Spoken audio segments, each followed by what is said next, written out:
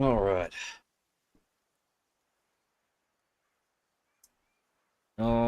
I found this game I kind of wanted. I saw someone else play, and I was like, hey, you know what? I want to play it. You know,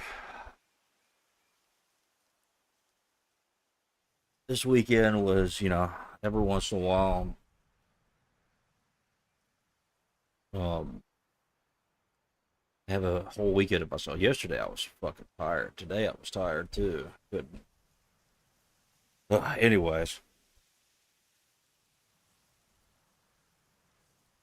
I was gonna play this. I might watch some videos later. I don't know. We'll see what go. We'll see what happens.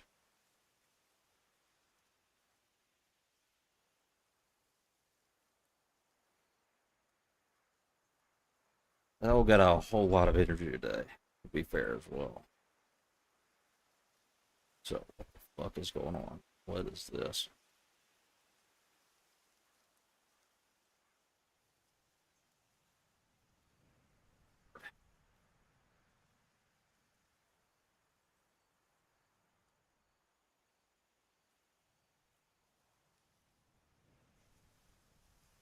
There.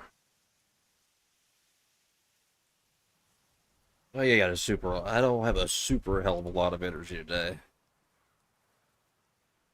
I just got. I don't really. To be honest, I don't have much else to do, so we're just gonna do this.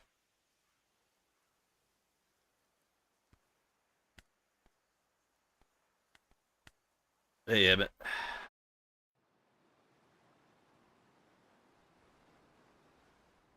Oh,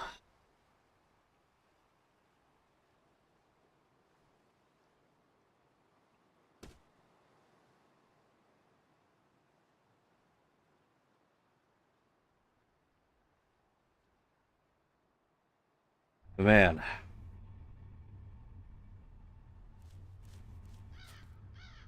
Fuck. I guess we'll do the tutorial. What? Oh my god, this is the tutorial.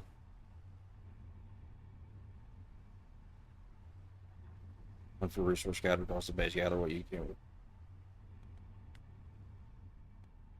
A lot of this just seems like shit I could figure out. What's this?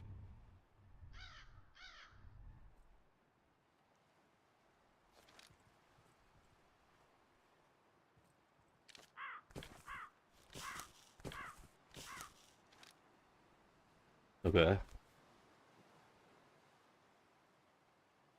So I know one thing, like break could be broken.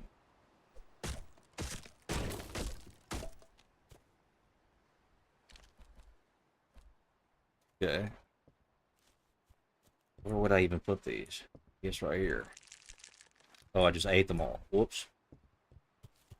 Am I? Is there? Oh, I'm speaking in the game right now. Hold on.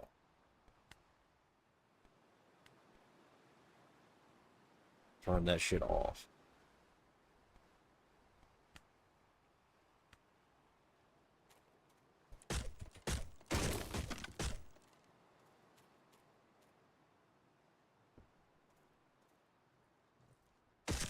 Whoops. So I know, like the ultimate goal is to build this thing to get off this island. You got this cart that you have to use. I think you could craft from it. Yeah. This game is co-op, but I thought about like making this a game that I play with other people, but and I decided, yeah, nah, I gotta just want to play it by myself.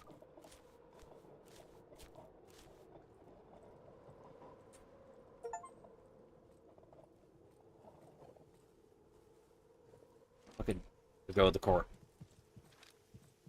To be honest, I don't. What would I even use this for? That apple. What the fuck?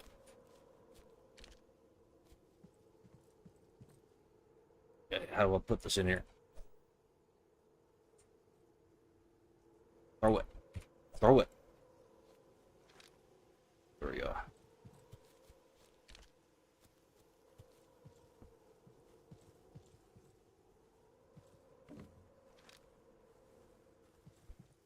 Come here, boy.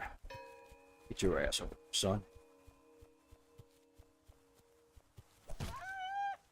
Come here. Come here.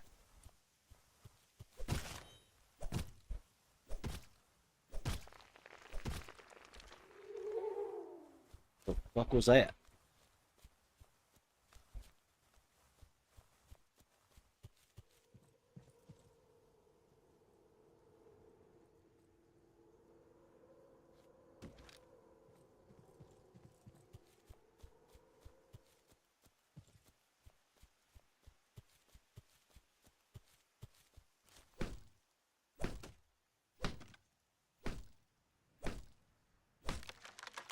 Damn bird's nest. In there. Hold on. Whatever. Let's take this. Blueberries. I don't know what I can even push with or build with these, but we'll take it back and see. Hopefully I'll be able to. I don't know. We'll figure it out. But so you know.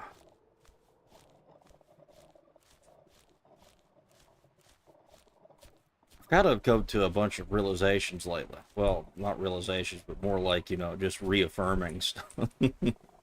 Original positions that I've had, right?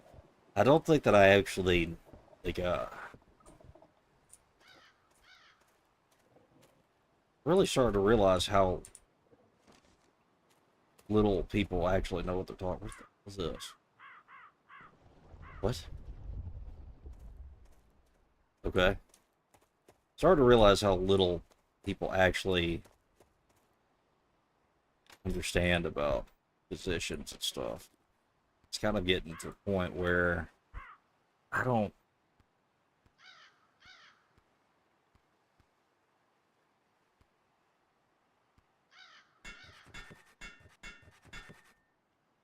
I don't know if a lot of people are even worth like debating. Like, I don't mean it like in an arrogant way. I just mean like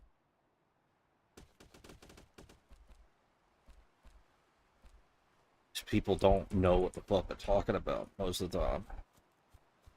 And then something that happens that I really hate is when people realize that like halfway through what they're saying and then immediately try to correct themselves or immediately try. No, I've actually been saying what you're saying the whole time. It's really annoying. What the fuck is this? I could draw here. Don't fucking care about that.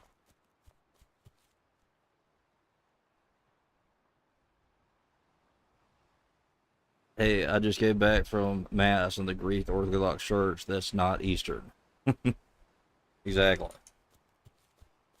Yeah, this is the thing too. Like, I understand that people want to like have conversations and talk about stuff too, but I don't think that you can really gain anything from that person or like. Say I wanted to learn about something, so I make up a position to, or just pretend like I know more about something than I actually do. So then, I do this in a way. Give me that. That shit. This is what Spear do. But I kind of just pretend that I know more than what I actually do because for the generality of like maybe in my real life engagement, you know, I could say stuff that would get by with regular people, namely because one, they don't know what they're anything that you're talking about, or two, they just kind of let you get by with it.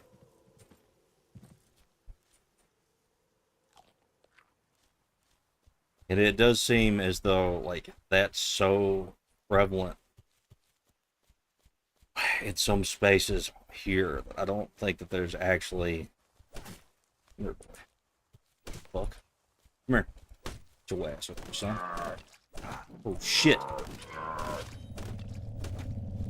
What the fuck is that? What the fuck? Get your fucking ass over here. What do you want? You wanna fucking play around?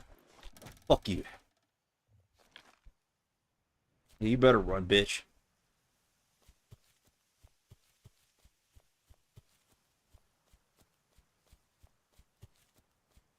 But as I have begun to, like, I've gone from this stage of not knowing a lot about certain things to knowing a good deal about, like, a lot of the topics that people talk about.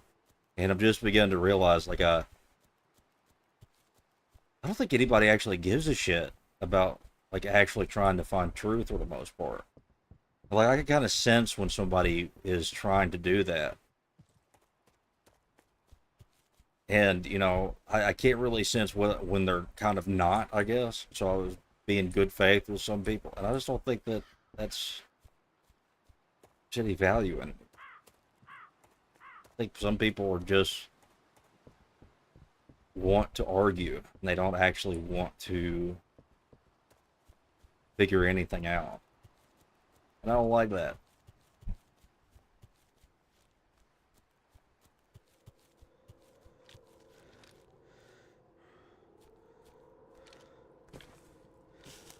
I've kind of got to this point where I've realized that there's so many like people that just aren't even worth talking to.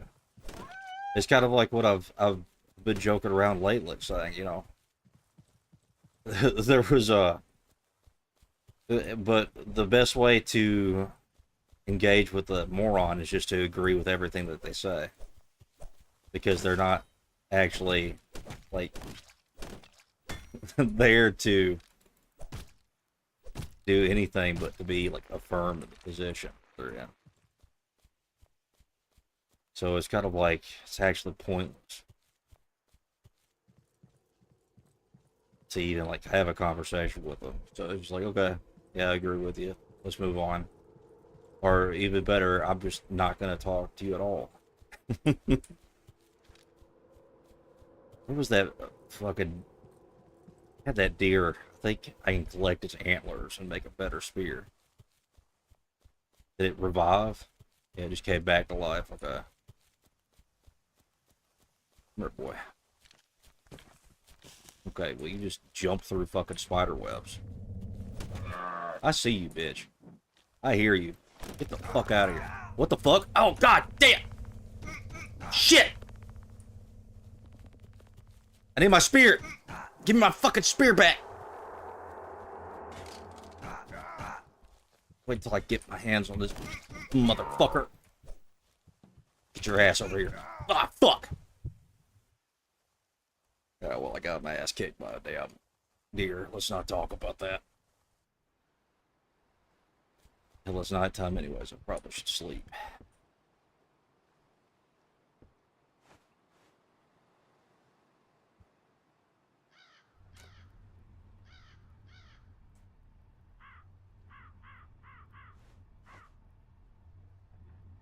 But, that is kind of a disheartening thing to continuously having to come back to it, realizing nobody actually gives a shit about anything that they're talking about. Nobody actually cares about like the positions in themselves. Why is this closing?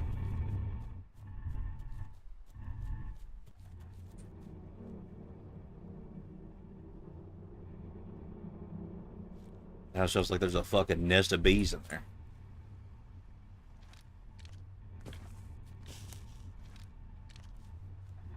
So different sections open at different parts of the day. Or different day. What the fuck? Where's my spear? Do I not have a spear anymore? I thought I picked it up. Or when the deer killed me, did I drop the spear there? Guess that probably happened.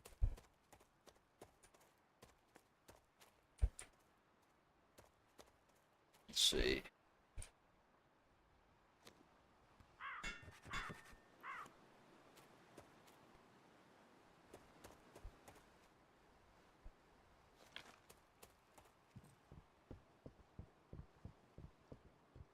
But I think that's just kind of the nature of people. Nature of having any types of discussion whatsoever. The majority of people don't actually care. What is that noise? Oh. Okay. That's what that was? Some demon tree?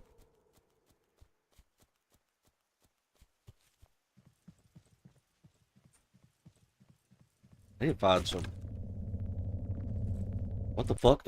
I killed you! What the fuck? Fuck! Get the fuck off me! Okay, well, you know, I thought I killed that thing.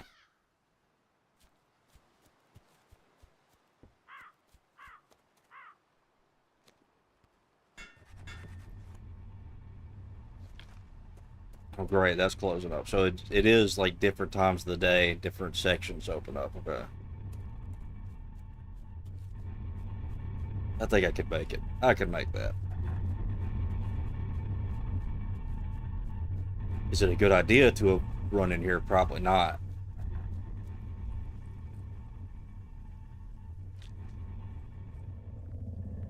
I see you, bitch. You need to fuck me, huh? Son of a... Wait till I fucking put this damn... Get the fuck out of here. Oh my god.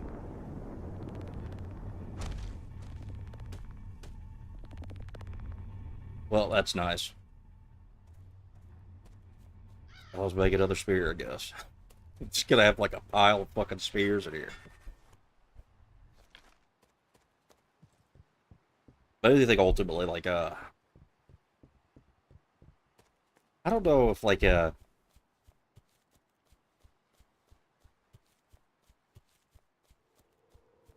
think I'm just going back to what I realized, like, a couple months ago. Like, I don't know if any of this is...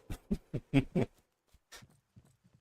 I'm not even going back to it, I guess. I'm just, like, reasserting it. I don't... Feather? We grab one thing at a time. I need to get that fucking cart.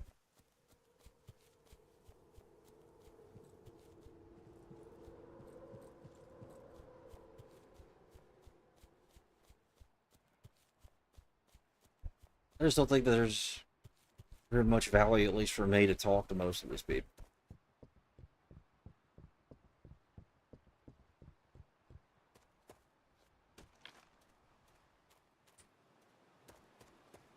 And this is the thing, too. Like, I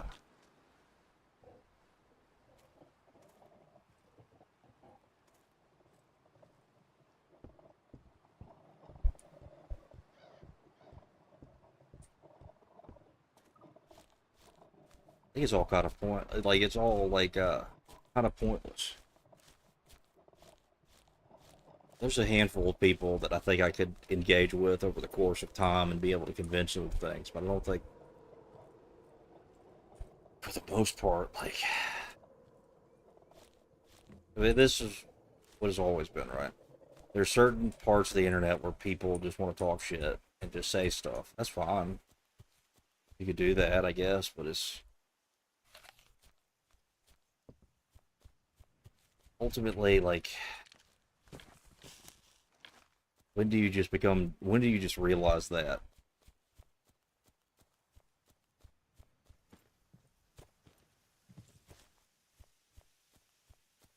You know what I mean?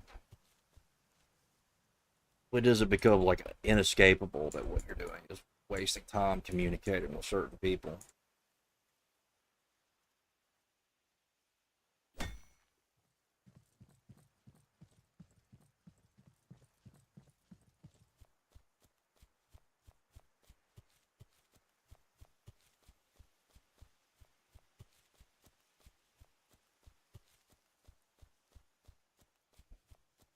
So yeah, I think we're back here. We're just gonna stay here.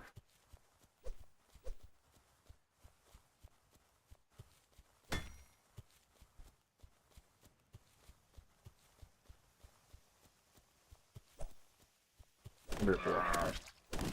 Come here, boy. Sit down. Okay. I need your antlers, please.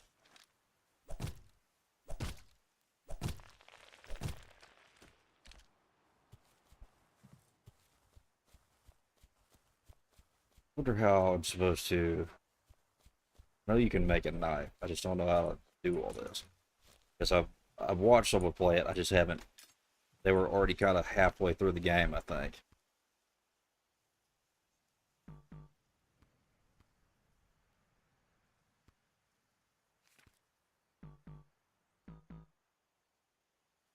When I have a stone,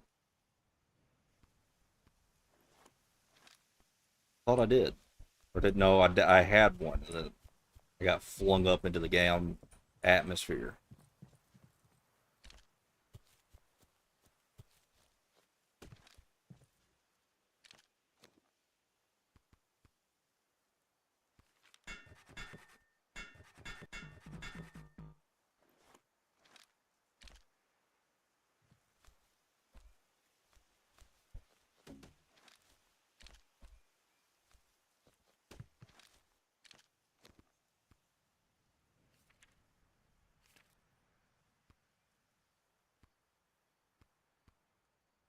Fuck. So is this like actually okay? It does give me defense. Lantern, crap, sticks, campfire stones, sleeping bag.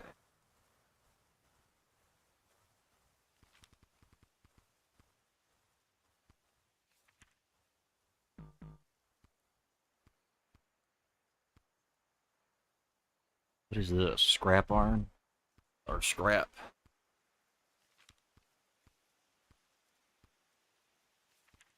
So how do I make this stone spear? Like raid. Okay, so I need to have this. Maybe I need to have the spear in there.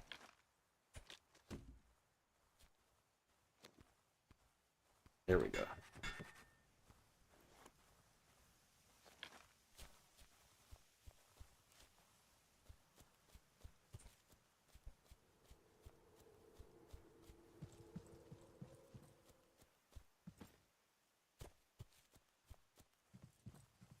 Come here, boy. Or girl, you're. Come here. But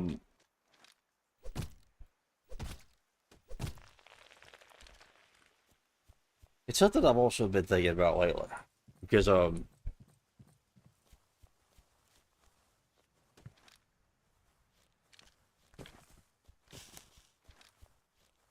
like what is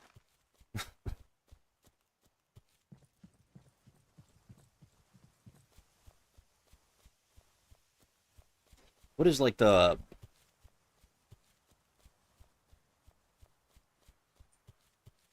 whole idea of like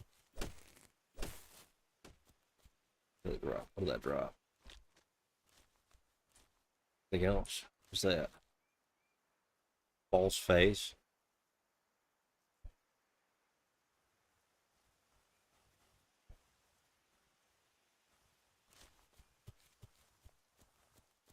What is the like the whole idea of what people come here to get out of the internet and stuff?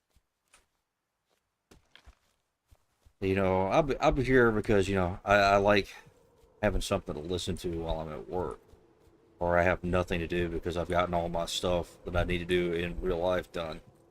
And I keep wondering what is the purpose of like doing this, what I'm doing right now, beyond just not being bored.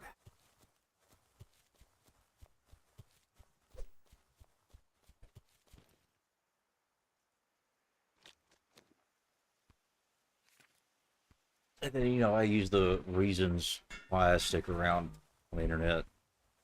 It's up here because I like a lot of the people that are around. I like having like a little friend group that's kind of like quick access friend group. It's like a friend group that's easy to get to. It's always like there.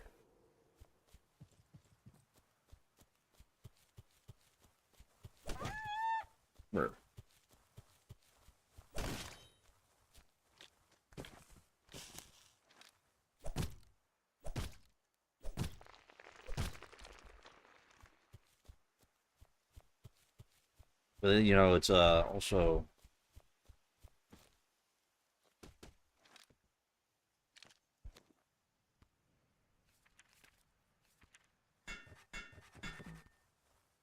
Also starting to think that maybe,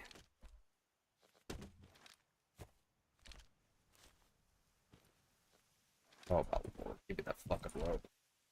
Also, I'm thinking like maybe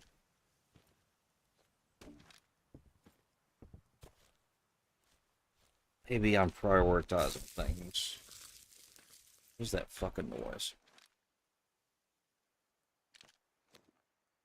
Maybe I'm prioritizing things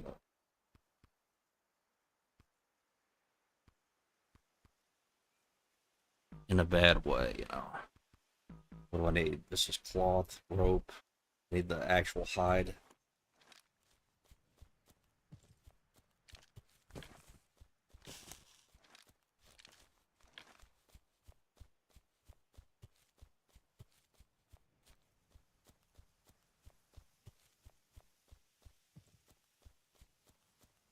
You know, it's also this too. I don't like thinking so much. I don't like it. I think it's kind of fake and gay, you know. And the reason that I don't like it is because once you start really thinking about, like, especially people and their intentions and their interactions that you have with them and stuff, you begin to drill into like what is kind of like fabrications that you invent in your head of people, right? And I don't really like dealing with that, right? That's always a temptation, no matter what you do when you start to engage with people, especially when you know, kind of live a life where it's important to kind of read people's intentions and everything that you do, because you have to be able to maintain some level of like social safety, right? So I think, and because like I'm hardwired to do that now,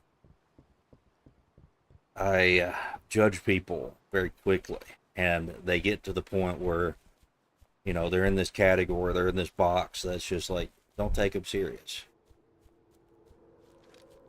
because they're not serious people, and they're actually dangerous to take serious.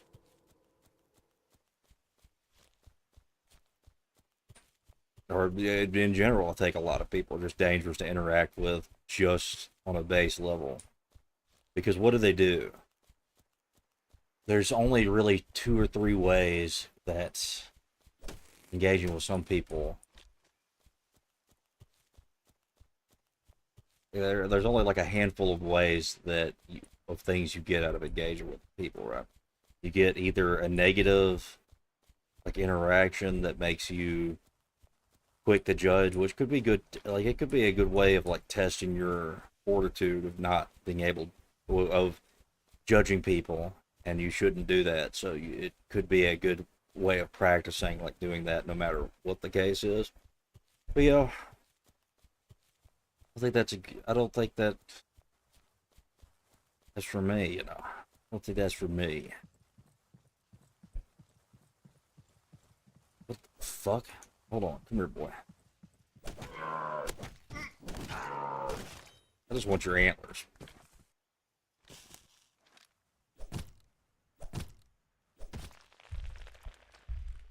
Fuck is that?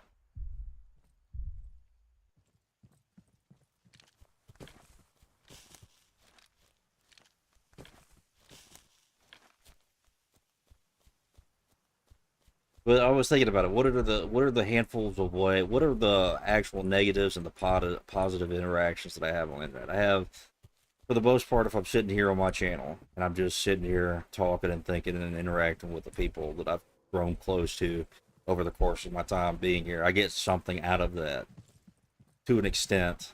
I don't really get very much. I'll be honest, like when I'm doing streams and I'm talking to people on a stream, I don't get much out of it because it's, you know, you always have to keep that kind of shield on, right? You can't be too honest or too blunt about stuff. Otherwise, it becomes like a whole thing.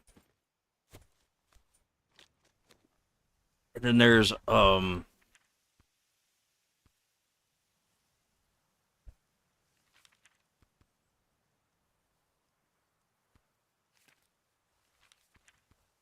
want this knife. I need to find a piece of metal.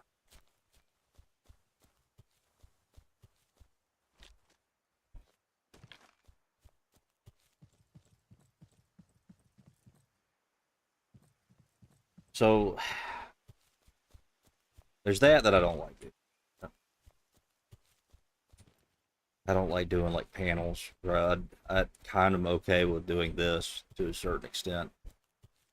I'm gonna be honest though, like I don't get a whole lot out of it besides just like like kind of outwardly expressing my internal thoughts, right?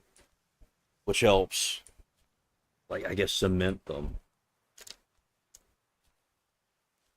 But and then there's also like having the friends group, enjoying that, having fun. And I think that's probably the only two things that I really get out of it because intellectually I don't really. This is gonna sound mean. I'm not being mean. I don't get anything out of this intellectually. I don't think the internet is an intellectual place. I don't think that people here, for the most part, can be taken very seriously. The only type of intellectual thing that you can get out of anything on the internet is by listening to what the fuck?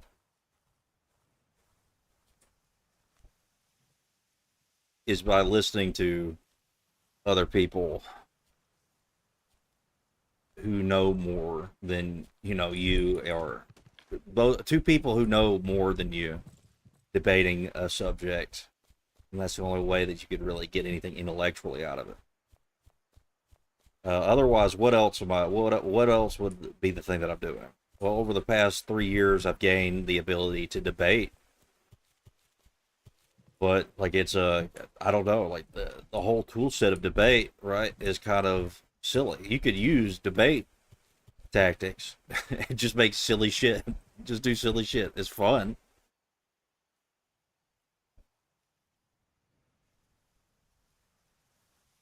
but it's also like I think but that's the thing. It's like I've learned how to debate. What did I do with it? I just found a way to have fun with it rather than take it seriously. Because I'm going to be honest, like any time that I engage with anybody seriously in any type of debate, and I don't mean this in an arrogant way, most people don't know how to do it, so they just kind of get curb stomped, and then I'm just making fun of them after that. And I don't know if that's actually good for me to do. I think that that's making me arrogant. I think it's making me extremely prideful, and I don't like that. So I'm kind of like it. Sometimes I'll talk about a subject with somebody to try to teach them something, but ultimately, I don't think that I don't got the mindset for debate, right? I will use it to become arrogant, and I don't want to do that. That's kind of where this whole thing kind of comes full circle. There's not very many people that are intellectually like capable of engaging in any type of debate or conversation about anything. Um, Once you know that, or once I know that, it makes me not take anything they say seriously. That makes me arrogant. Then um, the thing that I could be doing, which would be a benefit to me, is actually just turning into a negative. Son of a bitch. My damn red groups is always fun, yeah. This game streams are fun. I enjoy when you talk about religion. I learn a bit. Well, I stomped you, XD. Yeah, you've never stomped me a day in your life. I've won every debate. And that's the thing. Like, this is the thing too. like, um, what debate does, like, especially when it comes to subjective things.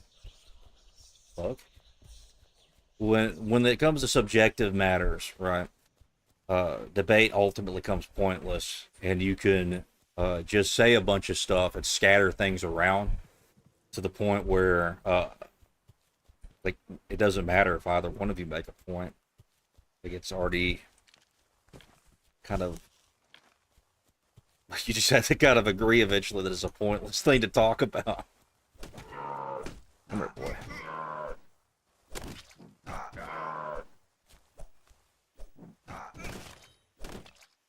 And that's the thing too. I don't like serious debates. I only do joke ones. And when it comes to like talking about religion and stuff, I don't think of that as anything more than me trying to like give an understanding of what I've learned so far. I don't think of it as anything more than that. But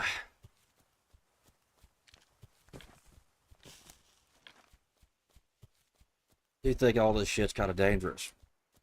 But this is the thing, like I get when my brain is turned on like it is right now, I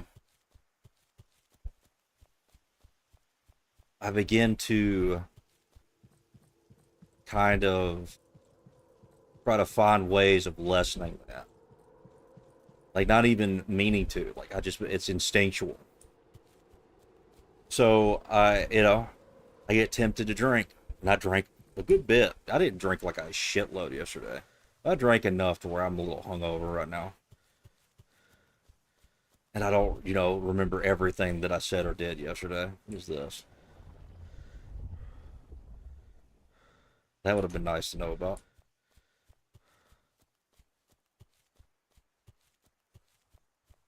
So in a lot of ways, like I can't have my brain on at full capacity. And I'm trying to learn what the fuck?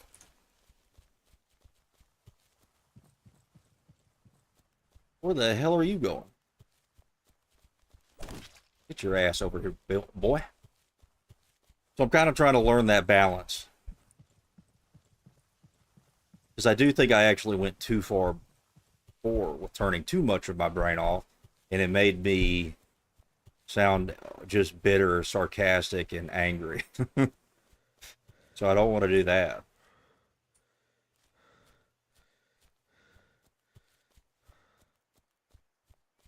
But I also can't be at 100% full capacity. Otherwise, I'm just going to end up instinctually wanting to drink. And that's not good either. So there has to be a balance within that.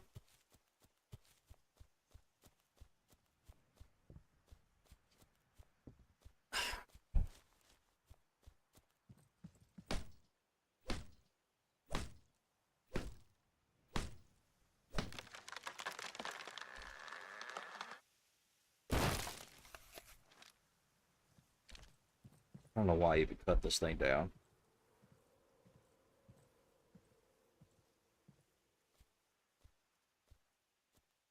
I think all I need is hides.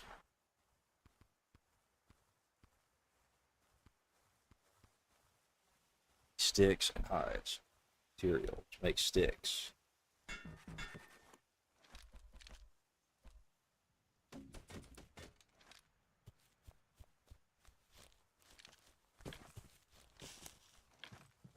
But I will say this. Like, this is where a lot of what I was doing for the past few months kind of came from. I kind of bastardized it a lot because I turned off too much of my brain. And I wasn't paying attention to the full context of what was being said by St. Paisios. But St. Paisios, which was why it was crazy one day, because Kat, like, started talking about St. Paisios one day. And that's where, like, a lot of my no-thinking stuff kind of came from.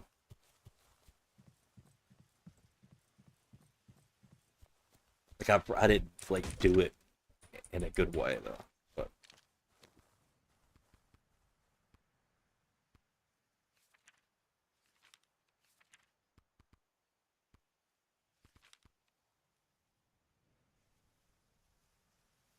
But it is what it is, you know. Oh.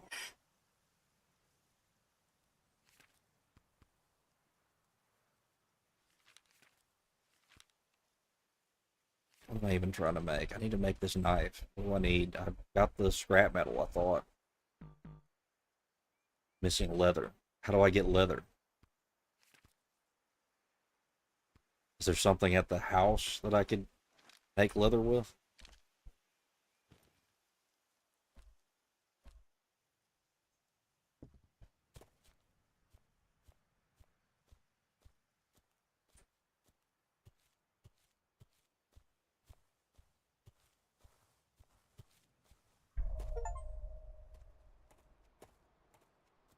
Can I make leather somewhere around here?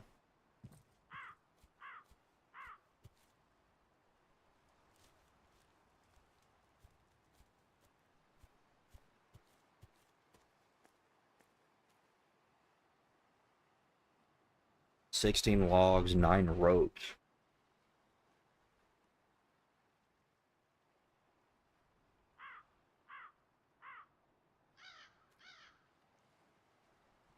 So is there nothing I could do here?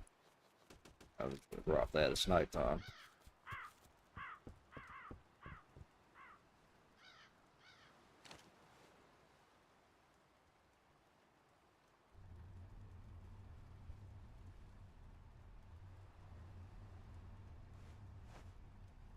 But I am starting to see this. And I don't like that I'm starting to see it. Because I think it's also something that's building arrogance in me. I don't like being on the internet and being around people and me, like, kind of, like, having judgments against their commitments. Oh, my lord. I think it's fucking closed off. What the fuck is that? Where do I get leather at?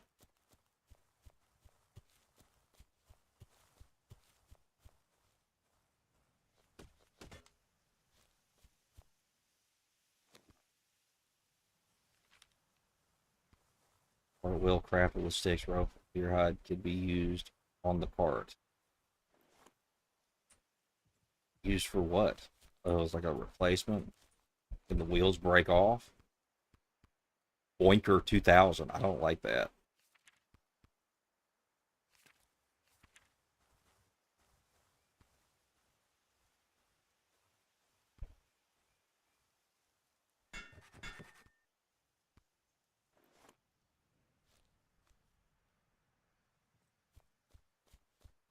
So I've ultimately kind of decided I don't think that is good for me. Be around anything around the center in the internet. I don't like any of it. Not even that I just don't like it, it's that it's actually making me worse. It's actually getting in the way.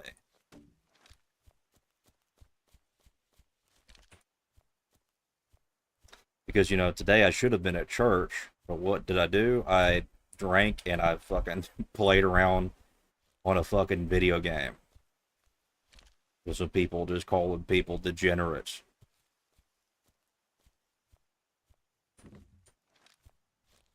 When what should I have been doing? What I should have been doing is going to church, committing to the faith, and doing what I need to so that I can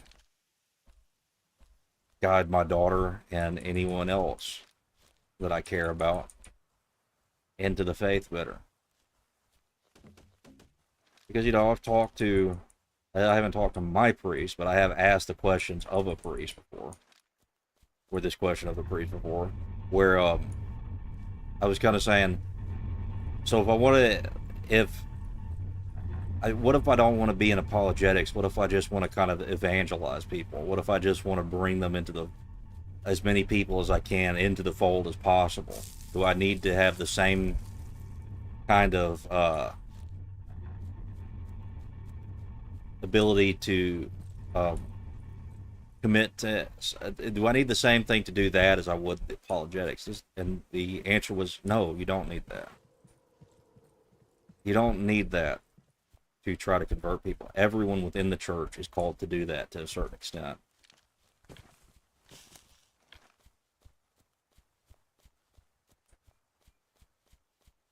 So I think that's where I'm more at. I don't think that I really care about the apologetic sphere. I don't think that I'm going to do that. Maybe one day I will if I have the time to learn like all the languages that I would need to. I don't think that I care about that. I don't really care about like debating, you know, fucking, you know, all these Protestants on here that don't really care whether or not they're correct. They just have this assertion that that has to be true, otherwise it's scary.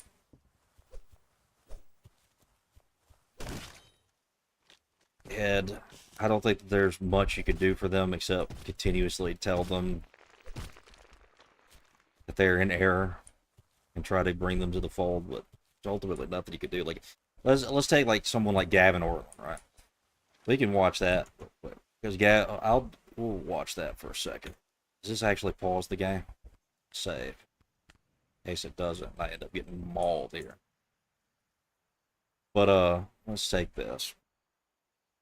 Gavin Ortland and Jonathan Peugeot have had like their little issues that's been going on lately, and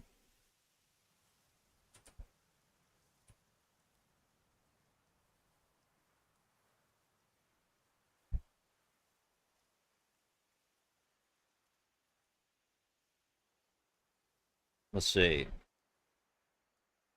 There was like I like Jonathan Peugeot. I think he's a good guy. I think he does well within the spheres that he commits to. He doesn't really shake away from what is true. I do think that there are cases where maybe he should be a little bit more aggressive. But, that's what my opinion about that is utterly meaningless. And I also will say this I do think that Jay Dyer, every once in a while, can be too aggressive and too dismissive. But also, you have to understand, like, the type of thing he's doing on the Several internet, years too. ago, Jay Dyer is trying to debate philosophy. He's trying to engage in theological debate. He's not trying to necessarily convert the people. He's more so trying to point out the inconsistencies of those positions. So in that way, you would have to be more aggressive. You'd have to be very aggressive when you're doing that because you can't just let people squirm away from the arguments, right? So when it comes to what Jonathan Peugeot is doing, which I think, and I haven't watched a lot of them, but from the handfuls of things that I've seen him do, it seems like he's more so doing what I would want to do, which is get people into the church, just get as many people in the church as possible, but not like feed them a lie about what the entailments of the position being true is, and also that there's no escaping that that position of the church or the Orthodox Church being true is very important kind of responsibility you have. Let me see. Let me get this up because there's Jonathan. He had his.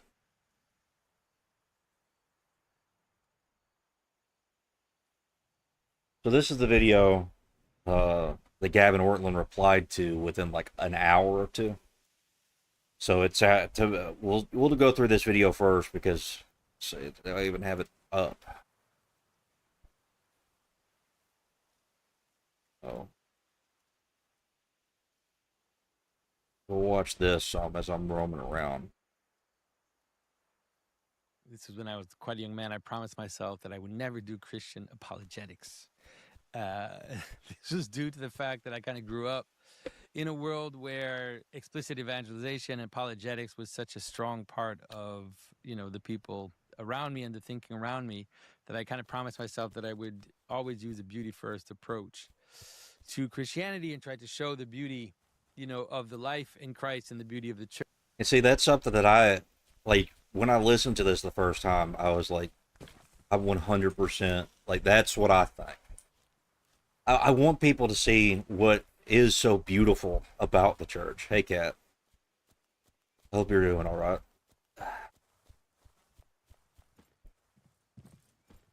You didn't have to leave when I was trying to come up on that panel. I actually went to that panel to ask you questions. Just saying. But what was I talking? But yeah, this is what I mean about like I don't want to engage with like extreme apologetics to where I'm like trying to sell somebody something on an intellectual level. I want people to see the beauty of what the church is. How wonderful. What the fuck? The fuck was that?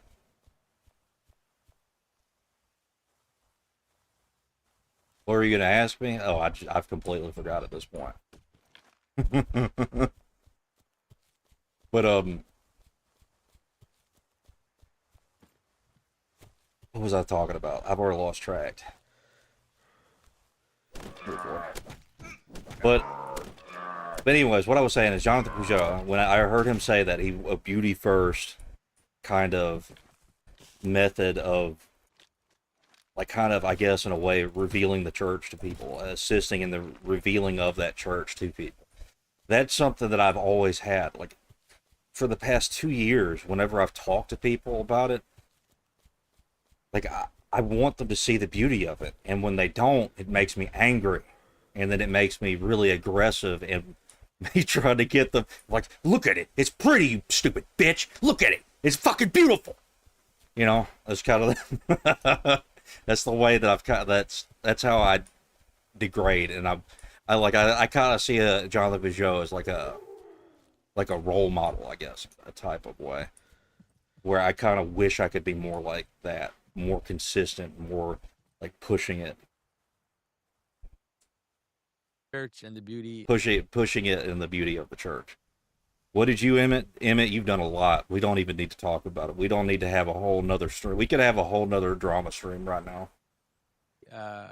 Of everything surrounding that beauty of Scripture, especially. So here I am, in some ways, making a reaction video to an apologetics question, and so I kind of got pulled in a little bit into the world of apologetics, but hopefully what I'm about to talk about will help a lot Okay, of bring people, it. you know, Look, untie. we're right now we're doing the beauty of the church, Emmett. Do we really need to go down Well, all the list of all the things that have happened? I didn't misrepresent Kat as sympathetic. I said, while talking to Darkside Deaconess, that she was being too empathetic, which is bad and wrong because sympathy is fake and gay. She was like I thought Hello. putting get too much of herself in I the am so argument. pissed at you, Emmett. Why? I didn't do shit. You misrepresented me as empathetic. You said you guys are being too empathetic, and that's faking. And I was You're like, not the panel anymore. hold the fuck on. Okay, I'm sorry. Okay.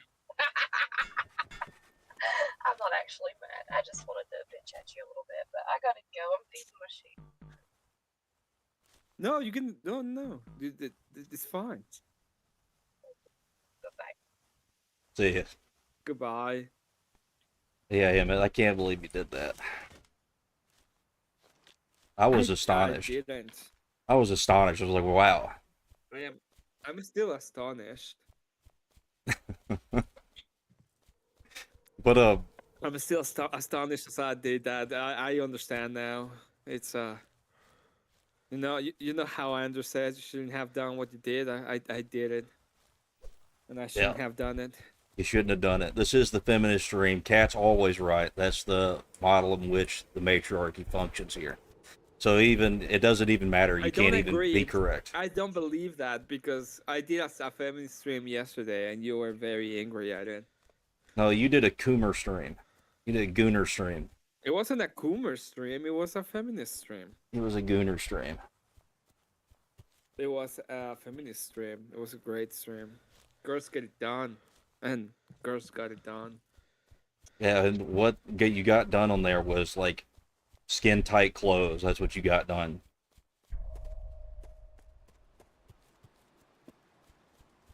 Oh, now it depends. It depends on what they're wearing. Is that what you're telling me? Yes, it does. It does. Yes. I see. Women should be covered up. So this is not. She was covered up. She was not. Oh my God, she was not covered up. She Emmett. was covered up. She was not covered up. Absolutely covered up. 100% was not covered up. That's just coke. 100% was. 100% was not. She absolutely. She was in a full body suit, exactly. A full body, like suit. latex, fucking weird gooner suit. Have you ever seen That wasn't covering up anything. That was trying to emphasize. Have you ever seen Evangelion? Evangelion? Yeah. Yeah. Well, Is Asuka suit the same thing? The ass suits. Why did you call them the ass? See, this game's It's crawling in not your head. Asu. Her name is Asuka. I don't remember names. The red hair with the red suit. Oh my god, I'm getting chased by haunted trees now, Emmett. You're gonna have to hold on. I should have said her name. What's her name, by the way? I don't know. I don't pay attention to her name. She's an android. Not a You wouldn't person. say her name. Oh, it's so mean.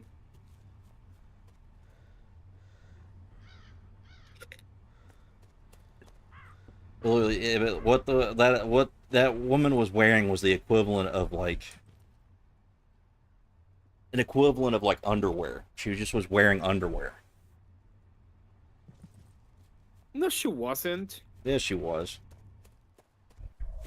No, she wasn't. Yes, she was. Well, wait, you say that she wasn't wearing underwear? How would you know that, Emmett?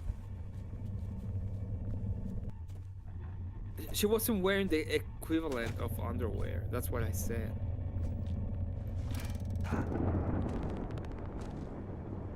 Oh, I just died. She wasn't.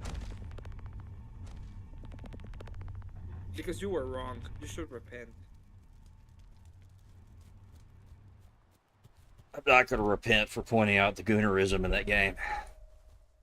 Because it's true. There's no goonerism in that game.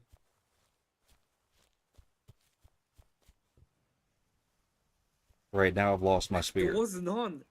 Did you? The story is not about goonerism. The whole thing is not about goonerism. You have to fight giant monsters. The only difference between that game and I was gonna say Elder Scrolls, but that's not the game. And Dark Souls is in Dark Souls, you have a male protagonist. That's it. Oh, you have a character creator. You could have what any protagonist you want. Okay, so that's it. That's the difference. In one, you create a character; it can be as goonerous as you want, and this one, you use a character that's created. He was wearing base layers. I don't know what that means. Oh my god, give me my spear back.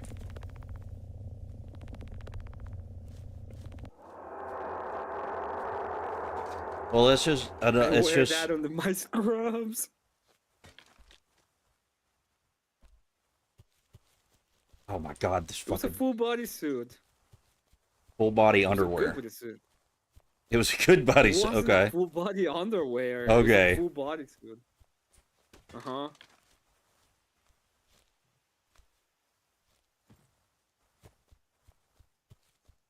Yeah, but you're not helping You know yourself at all. what, You've admitted to a lot.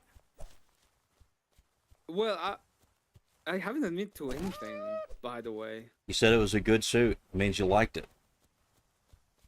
You like skin tight suits on androids? Oh, Isn't it? I'm sorry. Oh, the horror. I like the suit. Oh no. I didn't like it at all. I was like, damn, she needs to cover up. Oh, sure. She can't be dressed like that in public.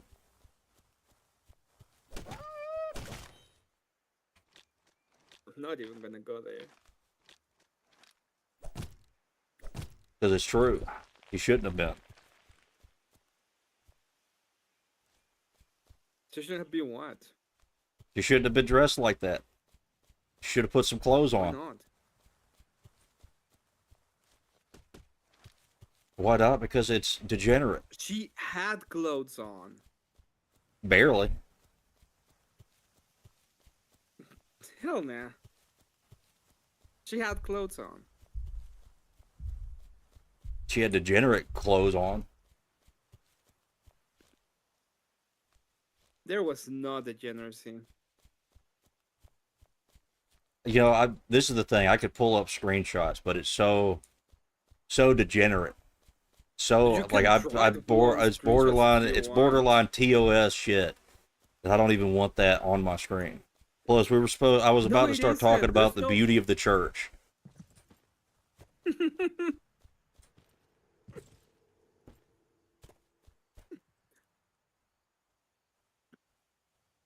And you know, this is and Kat brings up a good point. This is what ultimately we're saying, Emmett. We're not trying to be. We're not being mean. We're not trying to do anything. We're just really disappointed. Why are you disappointed? What is the Disappointed that you were disappointing gooning on part? stream. It was crazy. I wasn't Goonie on stream. I really like that game. The story is fantastic. You should relate. You like Final Fantasy 14. Final Fantasy 14, they're covered up.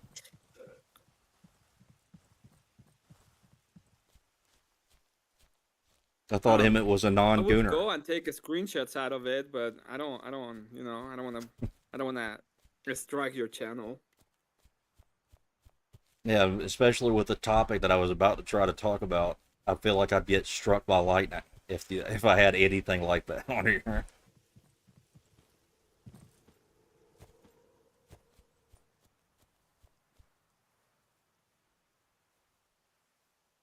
I mean, granted, I'm going to be honest here. That whole stream was kind of a condemnation of not only you, Emmett, but you know, there were other people in the chat that revealed many dark things about themselves. What are you talking about? It was not a gooner stream. I didn't goon. There's no gooning going around in my channel or anywhere near me. There were a lot of people in your chat that had been revealed as a gooner. Who? There were plenty of people in your chat that I will not name here.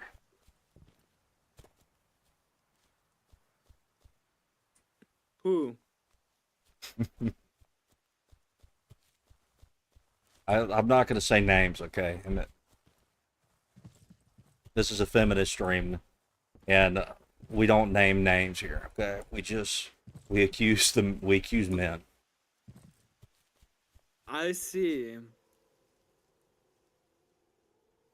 Well, Kat, you did say that you were gonna go watch Supernatural.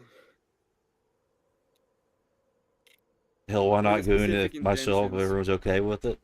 Well, this is the thing. I wasn't okay with it. I was trying to stop it.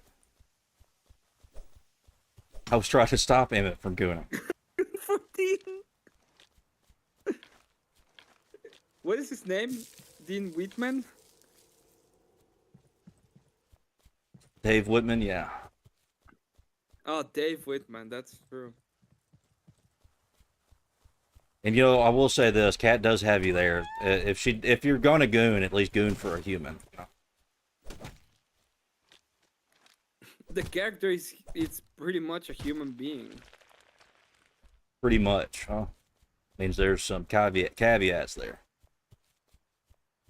What is the caveat there? The character is almost 100%. Shut up! Is Dean Win just there? Dave Whitman. Goon. There's no goon gauge. Or So there- you guys are coping so hard for nothing. I mean, I'm just gonna say I'm the only one that got out of that stream unscathed. No, you didn't. You came back several times. Yeah, because you just kept going. You just kept gooning. I believe that the reason why you did it is because you really wanted to be part of it. You just didn't know how to express it correctly. I just kind of wanted to join the Discord so I wouldn't have to watch what you were fucking playing. You see, everybody realizes now. I don't goon for Final Fantasy. Final Fantasy is a non-gooner game. Cope. That's a lot of cope. It's not cope at all. It's truth. That's a lot of cope.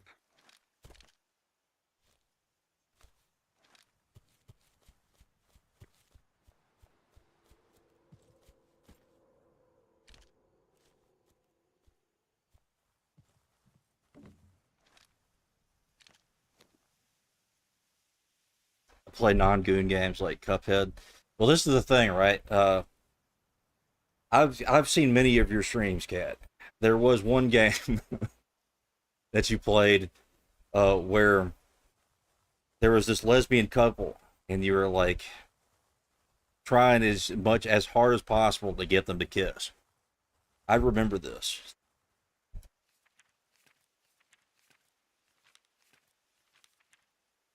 Is that true? Yes, it's 100% completely true. I actually did not even insert any sarcasm. What the fuck is that?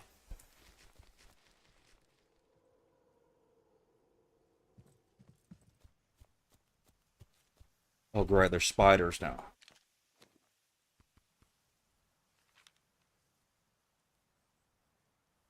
They were a cute couple and there was no other option? No.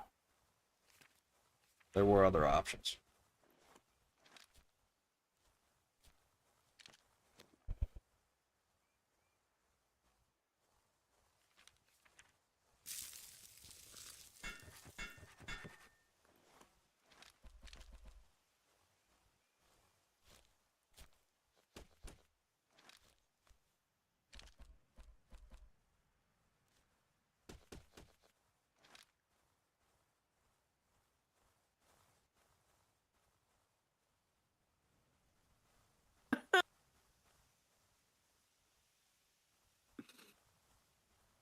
It was basically, should they kiss or fuck, and I chose kiss. That was the options. It was literally kiss or not kiss. I have good memory here. I watched that. You could counter with the game where he spent 45 minutes standing in the back corner of a shower with a butter guy. Well, yeah, he wanted to ask deep theological questions. And then I was getting chased around by a bunch of degenerates. Oh, so everybody is just quite literally having degenerate games at some point. I see. Especially the Elder with Final Fantasy. Final Fantasy is not a Gooner game. You can avoid the sexualized parts of it, which I have. So let's see, what was that game called? Cope. We'll go find the scene. Cope. I read the context, Elder. It was kiss or fuck. Hey, if she had to make a decision, which is between two bad choices. Yeah, but that's not what it was. Also, you two kept peeking at like Dinky Pink, Drinky Pinky. Well, that Cat, you're the one who was stuck there for almost an hour. So, who was peeking more? You can wait. You stand in the back corner of a shower with a butter guy. Yeah, he was asking questions about Catholicism. And apparently I knew more about Catholicism than he did. True, that happened yesterday. And then everybody else, including a bunch of furries, came up into the shower.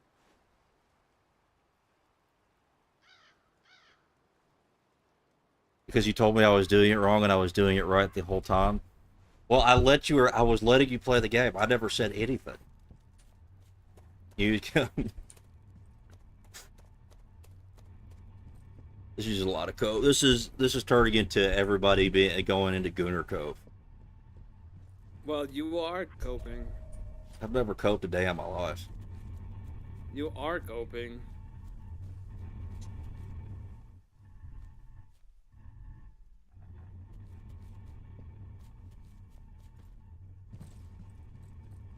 Oh man, that was funny with the VR chat thing though. Like people were trying to sass me, and I just immediately would have fucking annihilate them because I was too drunk to control myself.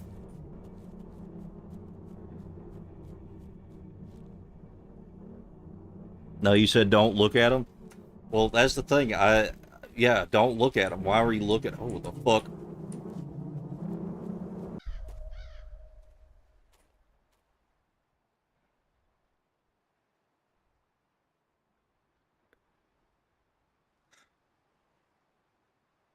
Oh man.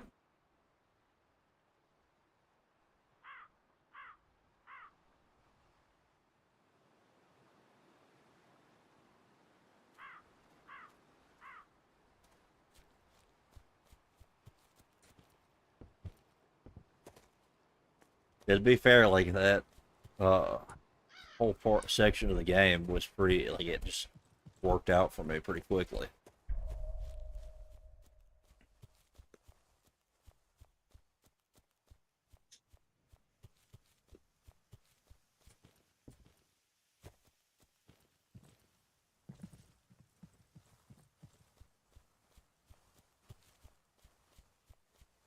Oh man, like I there was a lot of things that I did that you wouldn't be able to hear on JS's stream too. Like I went and I called a bunch of people F slurs a lot. I did a lot. I'm surprised I didn't get banned from that game, to be honest. I was walking around using There were a lot Walmart of F slurs.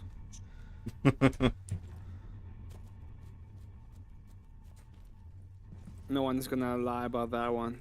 And then I ran into the middle of like the hub area and I dropped like 5 of them. And everybody's, whoa, what? Like it was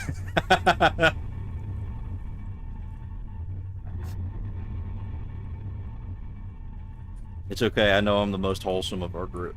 Well, I didn't even know what Gooner meant until Emmett's stream. I'm the most wholesome. No, that's not true. That's not true. That's not true. Supposedly, you didn't even know what Coomer meant. I didn't. I thought it was just like degenerate. I thought it just meant degenerate. I thought they were just different words for degenerate. That's a lie. That's a lie. You're lying. That Nope. is coping. That is the worst cope ever. It's not cope. It's true. It is cope. What are you talking about? I am the most innocent It's one. like, I never done anything wrong in my life. Yeah, sure. Screw you. I just thought that they were all words that meant degenerate.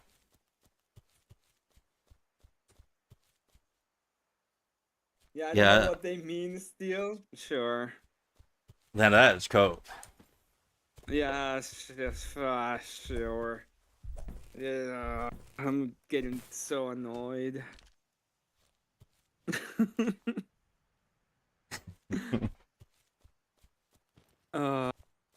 Whatever. I was innocent until I started watching my. Okay, I don't agree with that because you said some.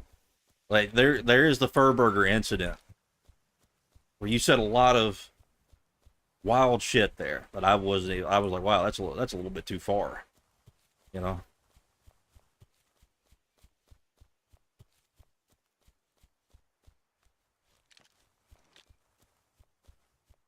I or you?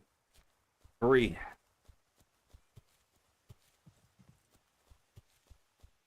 That's well, you made the per burger thing.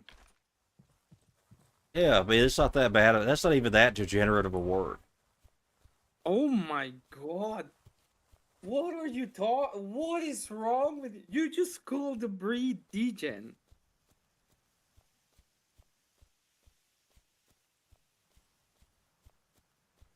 Yeah. My big doggy discovers she can climb on the couch. Well, there goes your couch.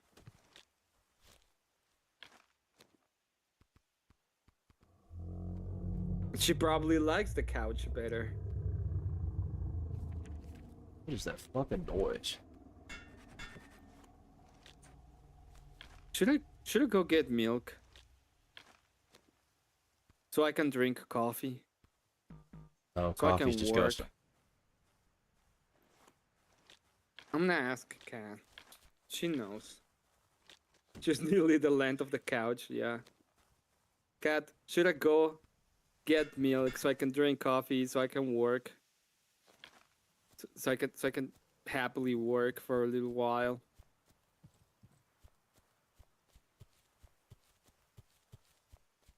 What will the pharmacist say? I wonder. Yes, I'm pro work. I'll be back later. Skater. Well, this is the thing. Like, if you needed to drink coffee, like, why would you dilute it with milk?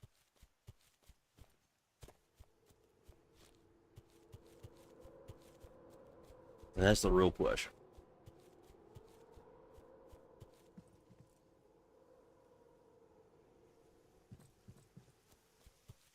Yeah, but if it's about working, Emmett, then it should be about the efficiency. So if you're diluting it, then you're not getting the pure, like you're not getting the full effect.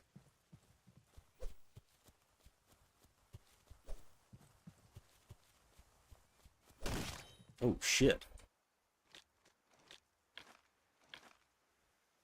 Because it's gross? Yeah, well, why drink it then? Like, this is the thing, right? Coffee is like, you don't need it. There's other things that are way better replacements for it.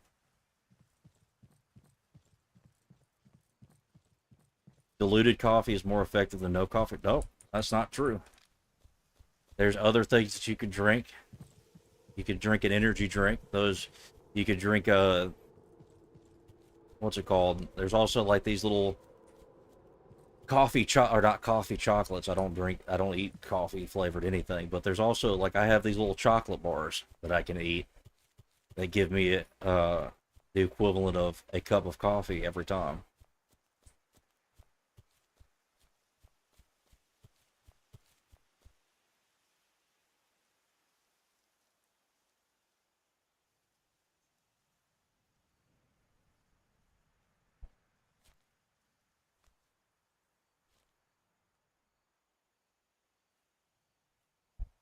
It is true. Don't dismiss it. It's it is absolutely true. Well, I don't. This is the thing. Like at that point, once you've diluted coffee to the point where it's barely coffee, then you might as well have drank something else that tasted better, that was more effective at giving you caffeine.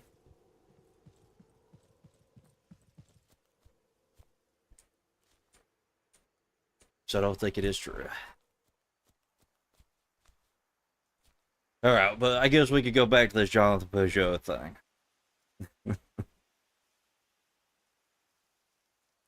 It's about the milligrams of caffeine, not the vehicle. Well, then the vehicle should be as efficient as possible then. So it should just be black coffee. Just drink it. So if it's not about the vehicle, then just drink the black coffee or drink something that's more efficient at it. You know what I'm saying? I like my coffee to be okay, well then it's not a logical position.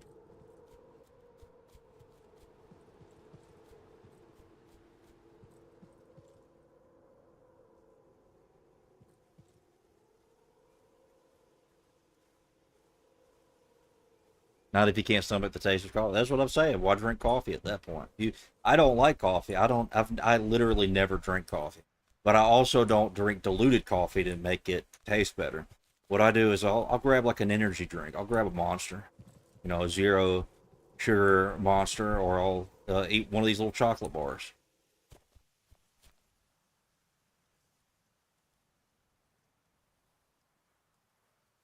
Diluted palatable coffee is more effective than coffee that you can't drink. Yeah, but we're just. So you're advocating for drinking energy? Yeah, I think energy drinks. You can drink a energy drink or two a day, and that's fine.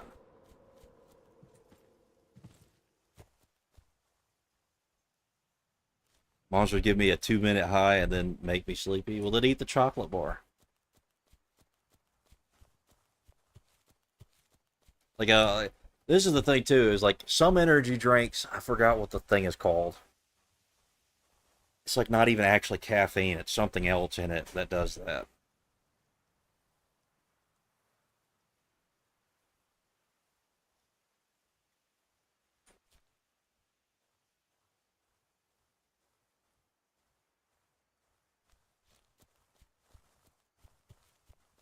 Chocolate is not coffee. They do nothing for my workflow. Well, this is the thing. Like, look, I'm gonna grab one right now because I'm getting. Well, I'm not going to because I kind of do want to sleep at some point. What the fuck? What am I even looking for in this game?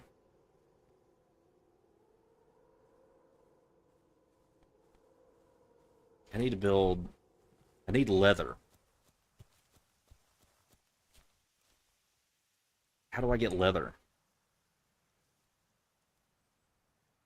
All I'm saying is that the chocolate itself is a very quick vehicle to get the caffeine. Because it's designed for that. It's just chocolate, caramel chocolate with caffeine, the equivalent of 1 cup of coffee. Why am I Googling coffee? That's not what I'm doing. What is this game even called? Mazebound.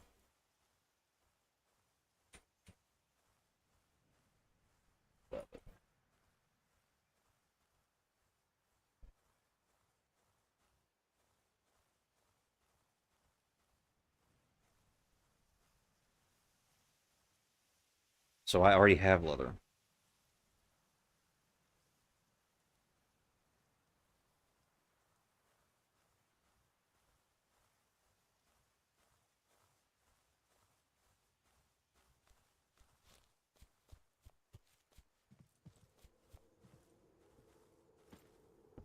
Maybe he wants to sip coffee for an extended caffeine effect, so he's slowly torturing himself with the bad taste. And he's diluted it to the point where there's barely any caffeine intake.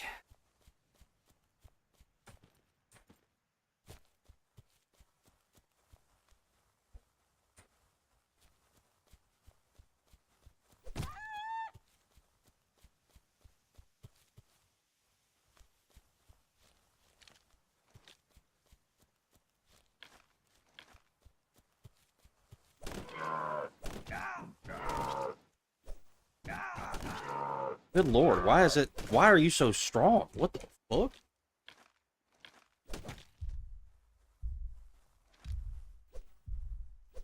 What the fuck is that noise? Hold on.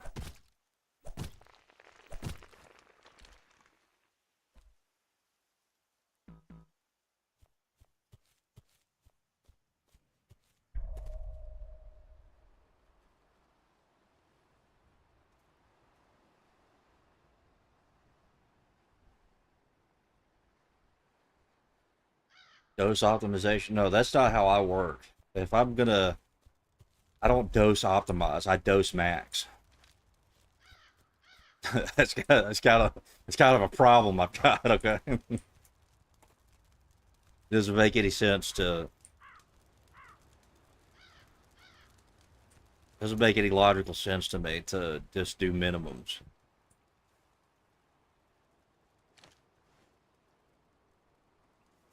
So you take double the insulin you need? No, but that's like a required thing about life, right? I could be tired. I could not drink coffee and be tired and be, you know, fuck. Great, I burnt that.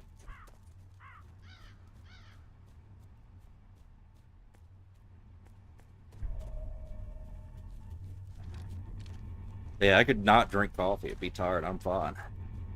I'd just be tired. But double insulin, you know, that's going to put me in the hospital. Because this is the thing, too, that most people don't know about, like, insulin. That you might know. But the insulin dosage actually has, like, a stacking type of effect. You can't just give somebody... This is the way it works for me, at least. And it's probably... It might just be my body and the way that it... Like, if I take, let's say, like, 20 units, right? That'll hit me differently than 40 units would. So if I'm eating, like say I'm eating like 60 carbs and I'm taking 20 units of insulin of Dovolog to counteract the effects of those 60 carbs. If I were to double the carbs and take 40 instead, it actually has a stacking effect that makes it worse. I would probably need to take more like 30 or 34 rather than 40.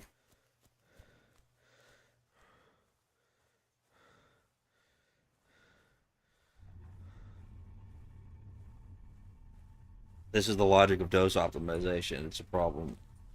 Yeah, it's not a problem. Well, it does because there's different things there's different reasons to take different medications.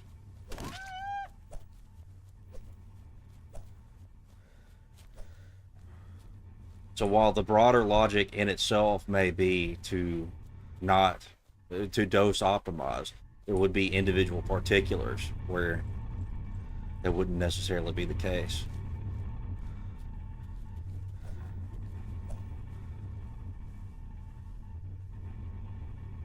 You're being contrarian just to be contrarian. No, I've never done that a day in my life. I don't know what you're talking about.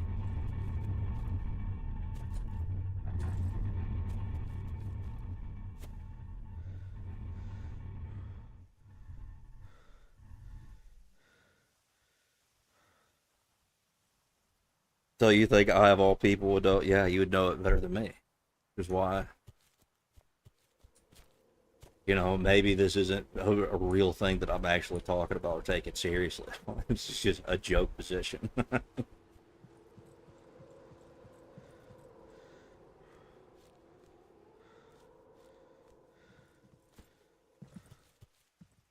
You know what I mean? Maybe I'm just poking at you a little bit. Just a little. Never mind. Never mind. I'm not going to say that. Anyways, I want to get to this show. The whole Gavin Ortland and Jonathan Peugeot thing. I want to get through this. The people around me and the thinking around me, that I kind of promised myself that I would always use a beauty first approach to Christianity and try to show the beauty, of the life in Christ and the beauty of the church and the beauty. Also, there are many reasons for dose optimization: efficiency, cost, ease of use, which leads to compliance. Yeah, I know that. You know,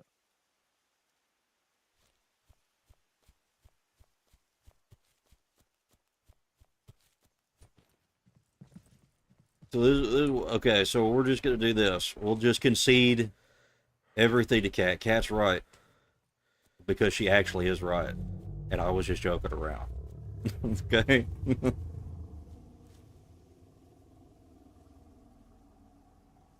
And why were you acting like you didn't know that? I was joking around. But the thing is like, even if I was to take it seriously about the coffee dose maxing or the coffee dose optimization, it would still be a different argument for something you would use for like actual medication. It's required for somebody to live.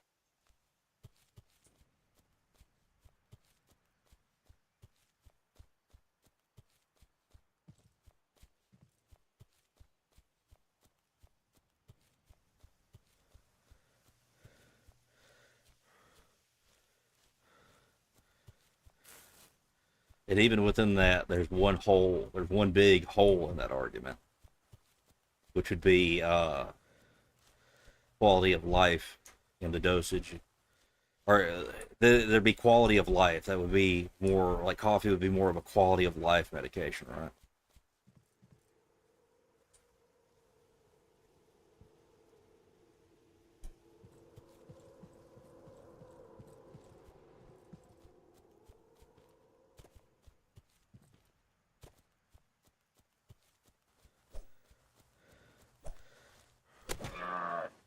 Good boy. I'm about to starve to death. I just realized.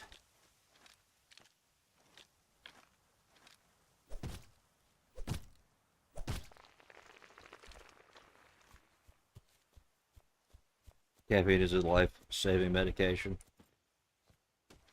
Yeah, that would be just gonna... Oh my fucking god! Okay. See, that's what you call a sign right there. I was about to say something to be kind of a smartass, and then I got immediately mauled by a spider. So we're gonna take that as a sign, as to not do that.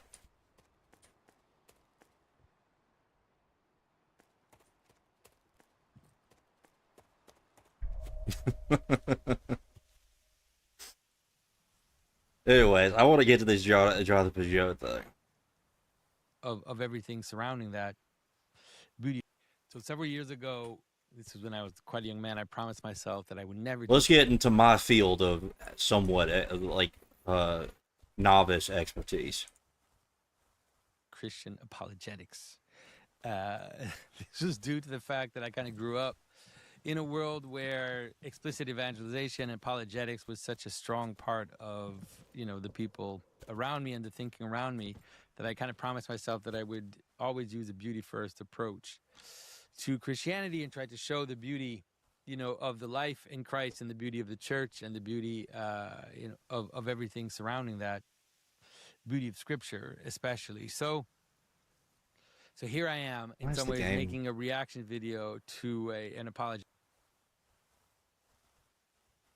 question. And so I kind of got pulled in a little bit into the world of apologetics, but hopefully what I'm about to talk about will help a lot of people, you know, So yeah, well, like what he's saying here is like the kind of the intention that I've always tried to go to. I don't actually really care about apologetics a whole lot. I enjoy it. It's like a fun thing to do, but I don't engage with it as a method in which to convert anybody. I take whatever I'm doing, stuff like that, is usually more so to correct so that the other person understands what the position is rather than just straw manning it. That's usually the method that I go to. And then and a lot of the frustration that I have is when I do that, people are going like, no, that's actually not the position. My straw man of the position is actually correct. And then I get pissed off. But I really do think that like the beauty of the church itself is enough to convert anybody who actually goes to it. And I think that even just understanding like what the gifts are that God has given us through the church is more than enough. Should be more than enough to convert anybody. Yeah, but the logical and like theological stuff or the philosophical questions that people have, while there are good answers for that within the church, it doesn't really, I think, convert the majority of people.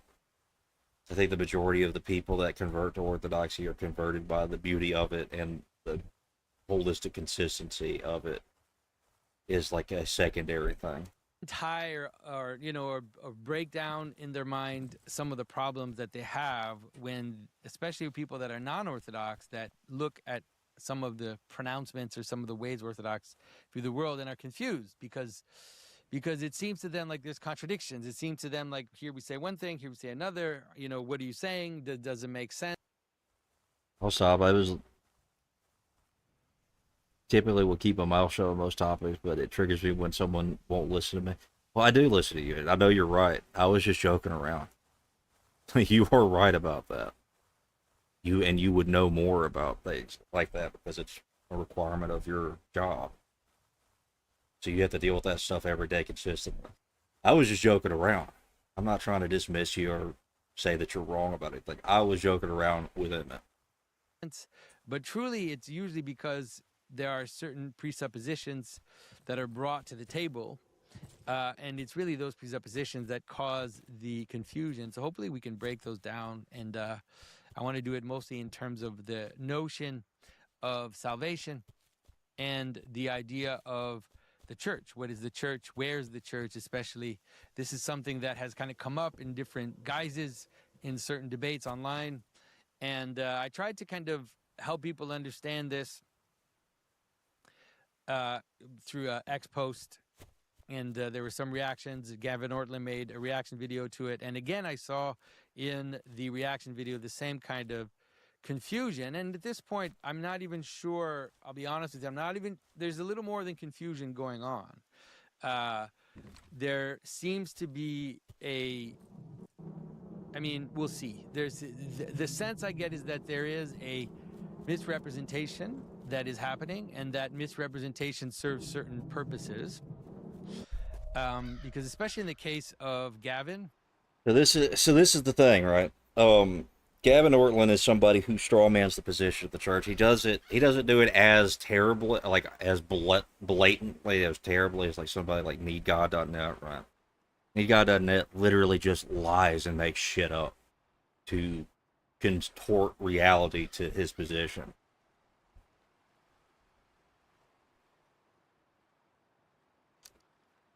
And Gavin Ortlund does it in a much more subversive, kind of soft-spoken way It's actually, well, I would say more manipulative, but it's still. I would say they would probably still both be contorting things in a way to make their position seem true. They're contorting reality to fit their position rather than accepting reality as it is to try to gain a position from reality. So, anyways, I'm talking in loops. One of the things that happens in the way that Gavin Ortland approaches this question is that on several occasions in these Protestant circles, people have explained the notion of salvation in the Orthodox vision, have explained how we see it. And despite that, people say no. And what they do is they go into certain pronouncements of certain saints. They go into certain, let's say, pronouncements of anathemas, or different church authorities that have said certain things in the past, especially in the recent past. And they say, here, look at what it says here, right? Look at this text. And in this text, it says this. And what they're able to do, and it's really fascinating for people, Orthodox watching, is that they're being like Protestants in every single way. Like, they're being meta Protestants. Because one of the problems that the Orthodox have with Protestants is that they go into scripture and they find verses that say certain things if you isolate them. And then what they do is they find other verses that agree with their positions, and then they kind of string a line through these verses, and they kind of create a narrative. And then What the fuck? it's very convincing, because I don't you have a look at the wheel. verses and you say, well, this verse says this verse says this verse says this. But it only makes sense if you either completely ignore or completely marginalize verses that say something different, right? Of course, you see this most clearly in the way in which Luther put, the Epistle of James as an appendix to his Bible, because the Epistle of James said EOD looks great sober. Oh, yeah. things that explicitly contradicted Ugh. Oh, man. Okay. I need to focus a little bit. his doctrines. And therefore, what you do is you take Romans, you take Ephesians, you take the texts that make sense in your doctrine, you put them in the forefront, and then you just kind of ignore or push to the side the other verses. Son of a bitch. This happens, all the time. I grew up in a church where they would constantly read the text in Scripture where Christ is presenting the Last Supper and is saying, do this in memory of me, and everybody would just focus on memory and memory and memory, and never at all did I hear people read John 6 where Christ says, this is really my blood, this is really my flesh. Anyways, I don't want to give all the examples of where this happens, but what's funny is that this is now happening in a strange context, because now you have a Protestant who's telling Orthodox what they believe. And he's saying, this is what you believe. Look at these texts that I've chosen and that I've strung in a line, and I'm presenting back to you, and I'm saying, look at the text. The texts speak for themselves. It's pretty clear what you believe. And for us, it's just confusing. It's like it's head scratching. And the other thing we realize is that he's not really talking to us, because all of the Orthodox are just kind of scratching their heads and going, what? That's not how it works. That's not how any of this works. And what we realize is that he's actually talking to Protestants. He's not trying to convince us. What he's trying to do is he's trying to stem the wave of Protestants that are coming to Orthodoxy by using a type of logic and argumentation that the Protestants are used to seeing, text-based kind of narrative of coherence that you put together in a line. So, and then despite the fact that some of these Protestant apologetists have met with bishops, priests, theologians, all kinds of people, and every single person that they've encountered have said pretty much the same thing. And despite that, they say, no, that's not what the Orthodox believe. These texts, these anathemas, this is the extent of what Orthodox believe. And so this is a serious problem. I mean, it's a problem. It's not a problem for us because we, whatever, we know what we believe. We don't really need you to tell us. And obviously when you tell us, it's just confusing to us to see. Okay, I'm done with this game. But I think we should unpack some of the problems, right? And so one of the arguments Okay, so this is like a pretty common thing that I see with it, like the Protestant types of spheres, is that they use the fathers in the same ways they use the scriptures without actually understanding in context or even uh, within the tradition itself what they're actually saying. So that's kind of the problem. And I'm done with that game. The game, I'm fucking stuck in a retarded position. And when that happens in a game, I quit. So, oh shit. I'll probably fix it later. That is being now held against orthodoxy is that it's extremely restrained, that we believe that salvation is only for those that are in the Orthodox Church, and that everybody else that is outside of the Orthodox Church, when they die, they're going to hell. And even though every single Orthodox person with which they've spoken have said, no, that doesn't imply that. That doesn't mean that. And that's not what the Orthodox believe. They continue to hold on to this weird idea that that's what that means. And so I think we kind of have to, we kind of have to open it up, because the funniest thing about this, especially in the context of people that are like Reformed or that are Calvinists, is that now the Orthodox are placed in a position where they're kind of defending the supposedly exclusivity of what they believe the eternal life is going to be given to, um, and the fullness of life, who will reach fullness of life and who will reach life in God. That now we have to defend how exclusive we are, when in fact the Calvinists have the most exclusive vision of this.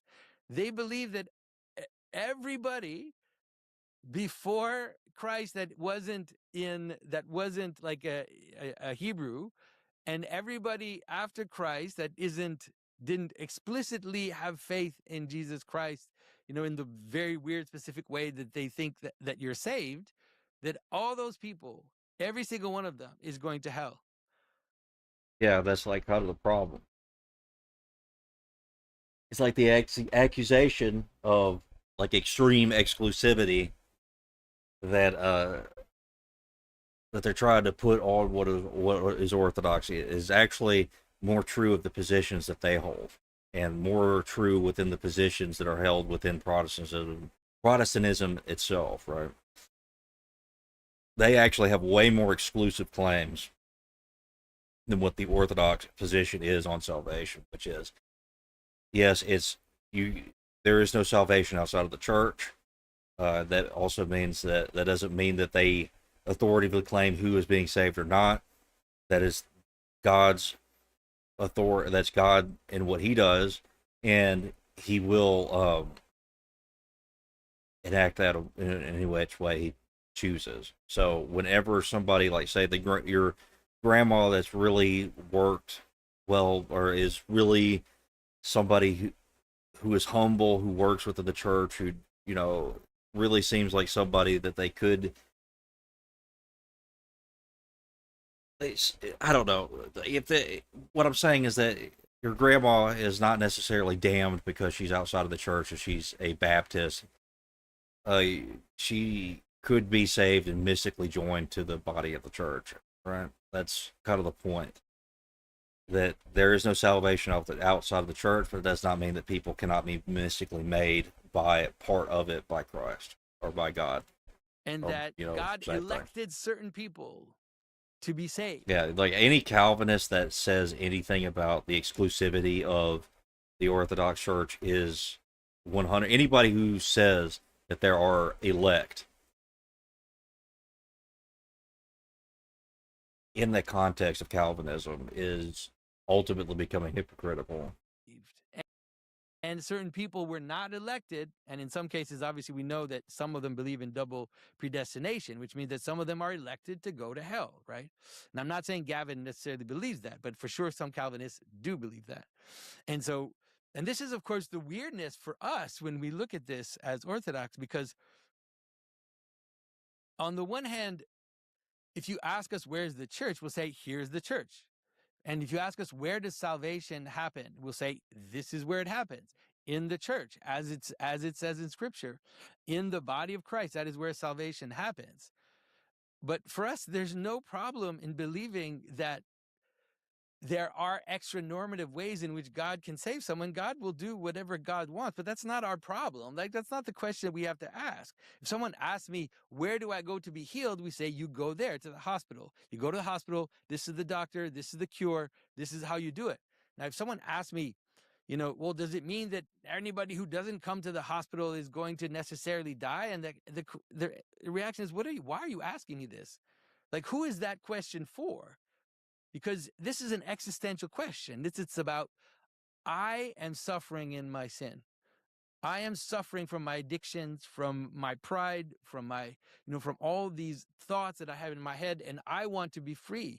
I want to live in love of the others. I want to live in love of God, free from all of the things that are weighing me down, that are ripping me apart. And so I ask you, where do I go to do that? And then I'll tell you, this is it. This is the place. This is the hospital. This is the place where you go to become whole, to become saved. Because for us, salvation doesn't mean only what happens to you after you die. There is no separation in ancient. Yeah, the whole idea is, as I understand it, is you are being saved at all points. That's the position. That's what's happening within the church. It's not that you are this thing. It's that you are being that.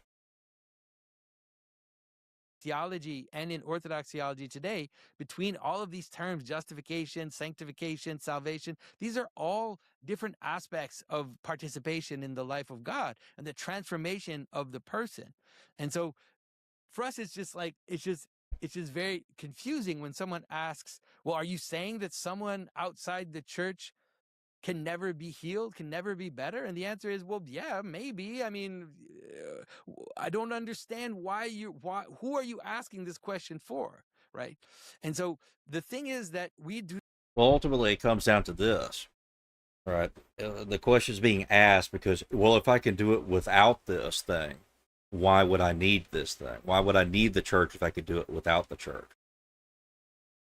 It's like, and it's also the same type of question. Why would I go to a hospital if I can stitch my own wounds?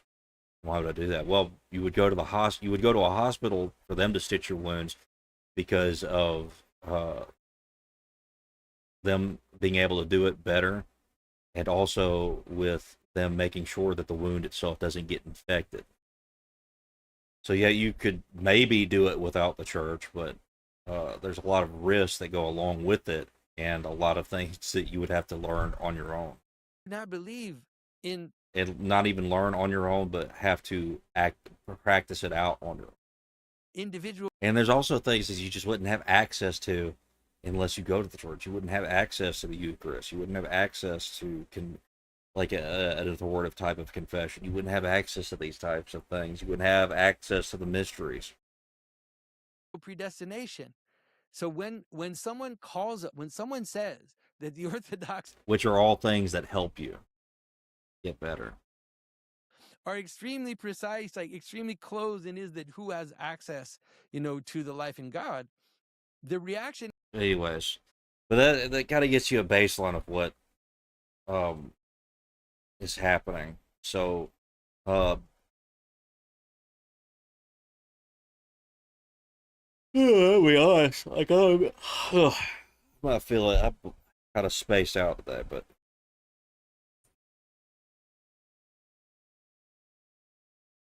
and I like how like YouTube marked Jonathan Peugeot as Canadian YouTuber and Gavin Ortlund as theologian.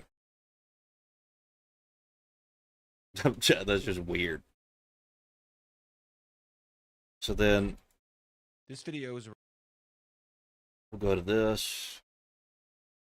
Response to Jonathan Peugeot, and it's about Eastern Orthodoxy and what the doctrine of no salvation outside the church means, specifically how that's developed over the 2,000 years of church. So remember what Jonathan Peugeot said, is that these people are taking text and they're trying to use it in the same method that they use Sola Scriptura through, and using it as not within context of the tradition of the church or the understanding of what the church brings. They're trying to use it outside of the framework in which it's meant to be understood. church history within Eastern Orthodoxy. Now, I've offered to talk with Jonathan directly. I would really be honored to do that. Honestly, that offer still stands. He didn't respond to that. Maybe he didn't see it. He liked other comments, but he didn't respond to that, so I don't know if he wants to. But if you ever want to respond to that, maybe he didn't see Hold it. I would really be honored to do that. Honestly, that offer still stands. He didn't respond to that. Maybe he didn't see it. He liked other comments, but he didn't respond to that, so I don't know if he. So I want to point this out. Like, this is posted the same exact day. It was like within a few hours. So he said that, and then it was ignored or whatever. Or he not even ignored. It could have just been like he just didn't see it. So it's like it's a very disingenuous type of framing everything that's happening right now. But if he ever wants to, I'm happy to do that. In the meantime, I need to respond because unfortunately his video was pretty outrageous in its claims, some of the errors, and then also sadly in its claims about my character. And there were some reactions. Gavin Ortlund made a reaction video to it, and again, I saw in the reaction video the same kind of confusion. And at this point, I'm not even sure. I'll be honest with you. I'm not even. There's a little more than confusion going on. There seems to be I mean, we'll see. There's the sense I get is that there is a misrepresentation that is happening, and that misrepresentation serves certain purposes. Because especially in the case of Gavin, one of the things that happens in the way that Gavin Ortlund approaches this question is that on several occasions in these Protestant circles, people have explained the notion of salvation in the Orthodox vision, have explained how we see it.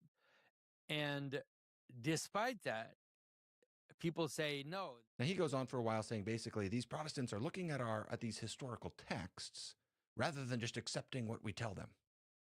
That salvation doesn't work so restrictively. Okay. Now later on he says, they've talked to a lot of people, and every single person they've encountered is saying pretty much the same thing. Now, first of all, there's a bigger point to come to in a second, but first, just a basic factual point. That is factually incorrect.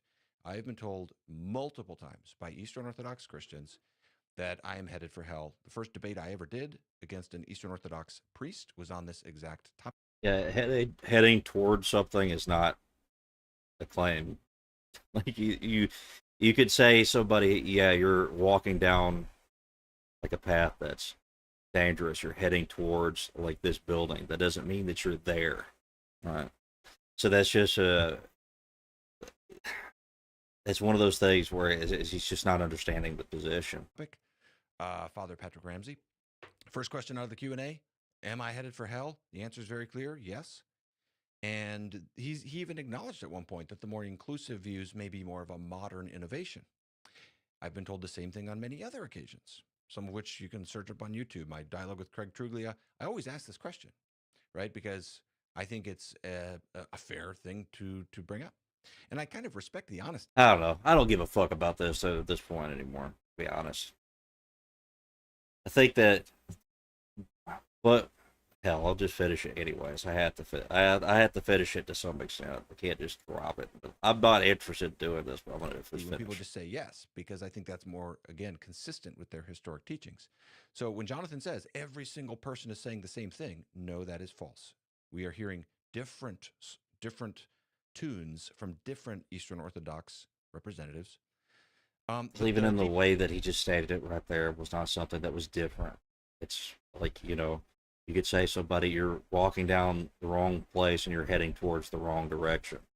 That's not that's not anybody saying that you're already there, that you're already fucked, you're already damned, It's not a salvific claim. It's just a warning, right? Issue, and the more egregious issue here is simply this: Jonathan is attacking my character. He's saying at this point, he's saying Ortlund isn't just misunderstanding anymore. He's now misrepresenting because he has an agenda. And then later in the video, he's speculating. Right. Well, you just did it right there. You just you either just misunderstood or you just misrepresented what that means when somebody's saying you're heading in the wrong direction. You're heading towards damnation. Is that me telling you that you're already there? Is that me telling you that I'm making a claim on your salvation? No, that's just the direction in which you're walking towards. That's not me saying you're already at that place. About my motives, that I'm not trying to convince the Eastern Orthodox I'm just trying to convince Protestants. Totally false. That is not my motive. I'd love to convince everybody. But so you say, man, this is unfortunate. I made my last video being as respectful as I knew how to be, trying to elevate the discourse, and this is the response. So you say, what's the basis for these claims about my motives? And the answer is, I've been told by contemporary Christians that the Eastern Orthodox view isn't so restrictive. Guys, the fact that the contemporary Eastern Orthodox position is different is my whole point. That's the argument. That from the 9th through 19th centuries, in the Eastern Orthodox tradition, no salvation outside the church meant one thing. Today, it often, though as I just mentioned, not always, means something completely different. So we can think of 3 phases in church history. Phase 1 is the patristic era, where there's more diversity. Phase 2 is the 9th through 19th centuries. 9th is a good starting point because the Phocian controversy elevates some of the heresy charges. I've made this case elsewhere. I'm happy to do more videos if people have questions. Happy to give more documentation if what I've already provided isn't enough. And you find all this language here. Catholics and Protestants are off the ark of Noah. What hope do they have for salvation unless they come back to the one true church? Galatians 1, anathema, reprobate minds. There's no Christians or churches outside of the bishop, etc., etc. One of my arguments has been the language in phase 2 couldn't be stronger. There's no way to ratchet it up that I can think of other than more exclamation points.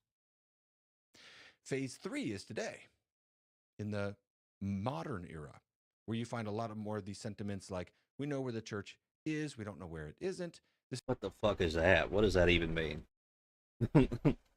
Yeah, I think maybe the quote, I don't even know where that quote comes from. I think I maybe kind of do. But I think it's more of the idea of where you can know where the Holy Spirit is, but not where it isn't. I think that's more an accurate version of it. I don't know. He could be quoting some random person that I've not heard of. I don't know. But that's just like a crazy thing to say, I think. That would be kind of a weird thing to say. But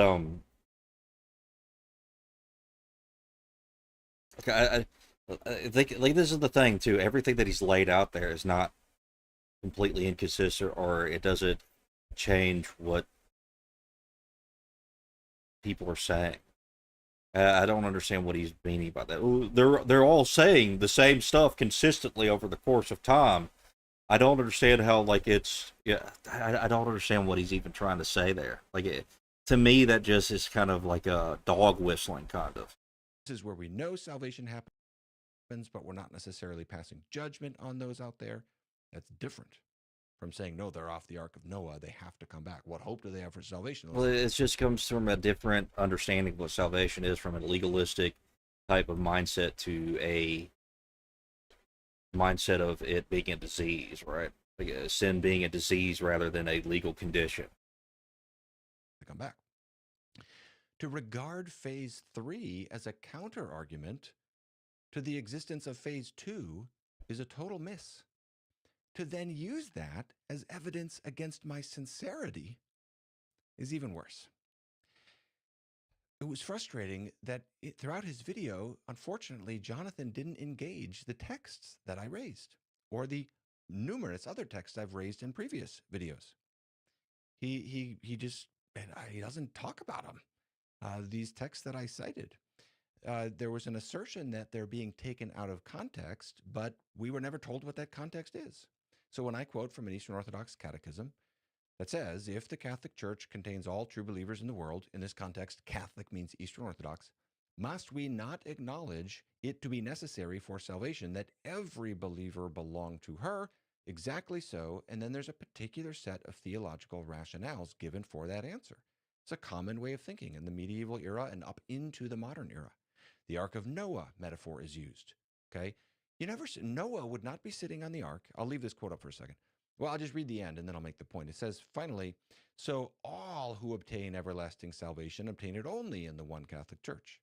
Again, Catholic there means Orthodox. I only gave this quote. This isn't the most pungent one.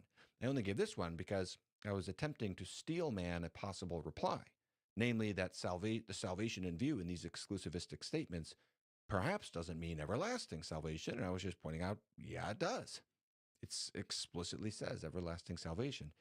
And again, how you look at all these and you think, how could they be more clear? In Jonathan's video, there's no counter interpretation of this text or any text given, even gestured to, let alone argued for. All that was said is, well, you're taking that out of context. Okay, what's the context?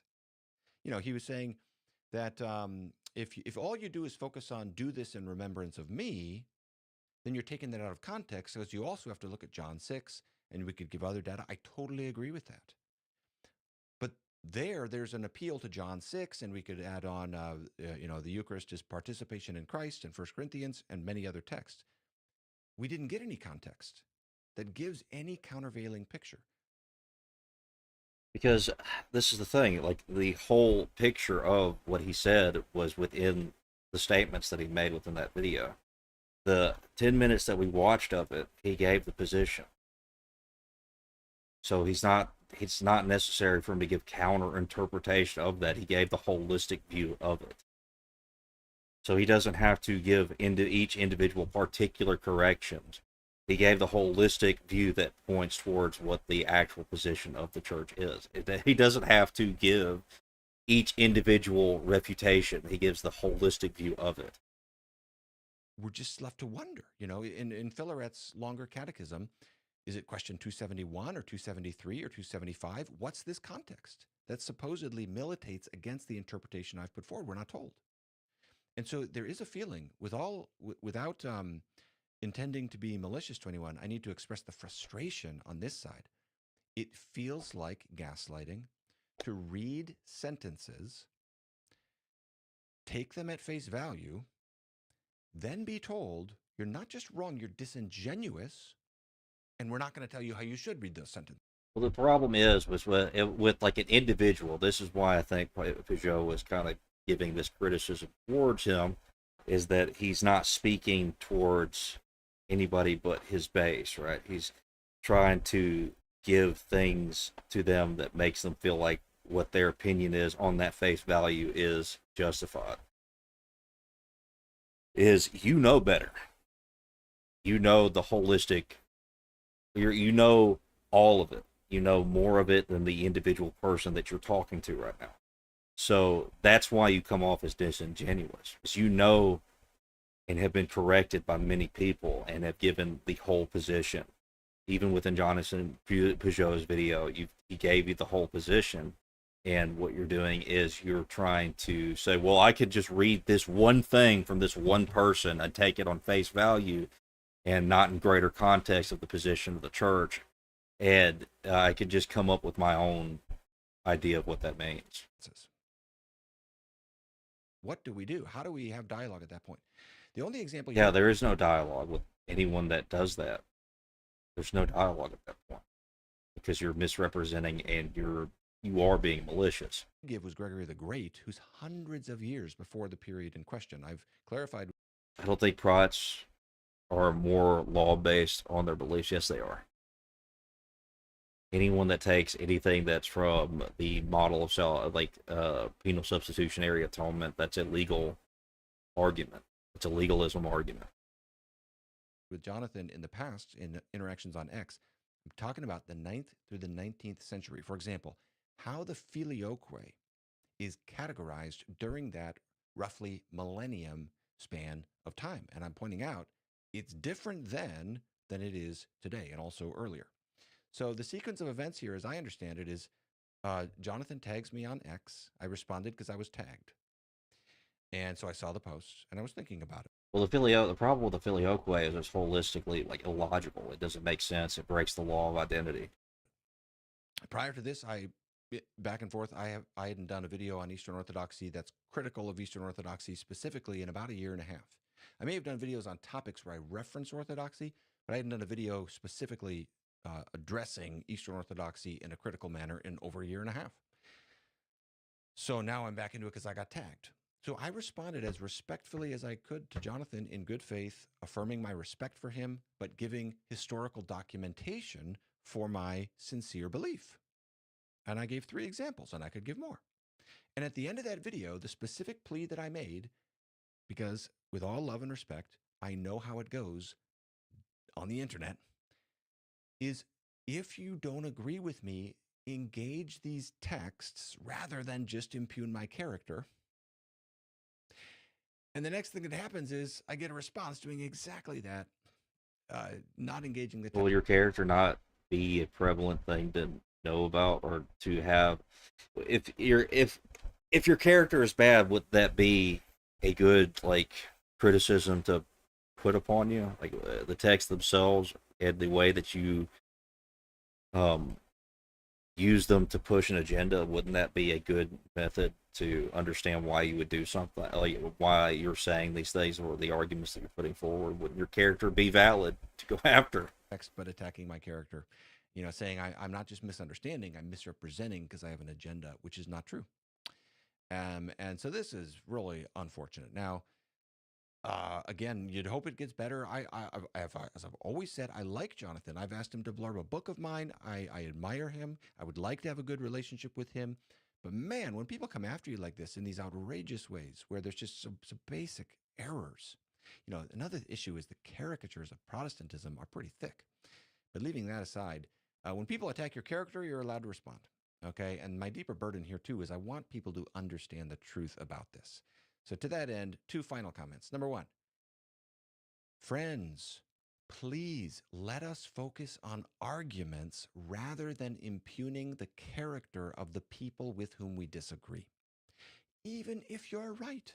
Well, this is the thing. After so many times of people giving you the entire position and you trying to find ways of selectively finding one quote, like you just did a few minutes ago, that you can use in a method that makes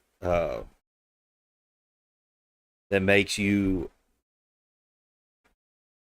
that makes it seem as though the position is holistically different based on this one individual particular method in which that you could use it as a way of like impugning the character of the entirety of the church. Yeah, I'm sorry, that's a personal attack on the church. Or you could use it. Why wouldn't we take that as you being disingenuous? It doesn't help the onlookers. Or why wouldn't I do that? And furthermore, all sides can do that. Number 2, on this particular question, it's a valid question to ask. What's the historic Eastern Orthodox view about no salvation outside the church? How do they understand that? It's not wrong to want. Literally, Peugeot gave you that. So at that point, at this point, what's the point? What's the point of even listening to a person that does that? What is the point? I don't think there is much one.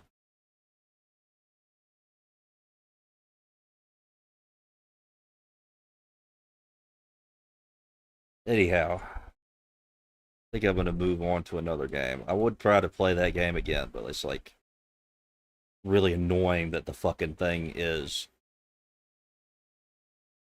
the fucking cart is stuck in the way that it is.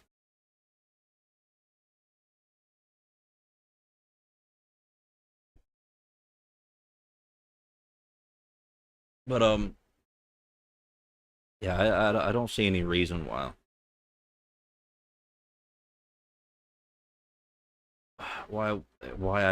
anybody really should take what his position is seriously. I mean, that's kind of the whole criticism. It just seems extremely disingenuous in the way that he conducts himself around this when he knows the whole position. Hey, Bandit.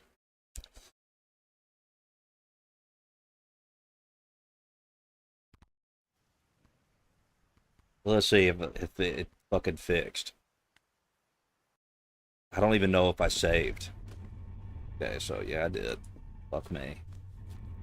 Okay, the rock is gone. We're good now.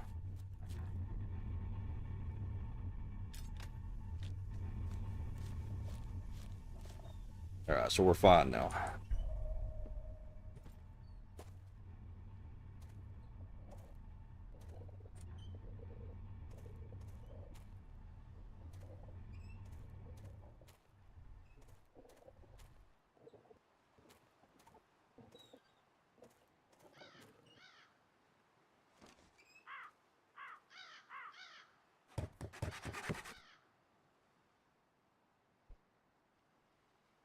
So we need a shitload of logs.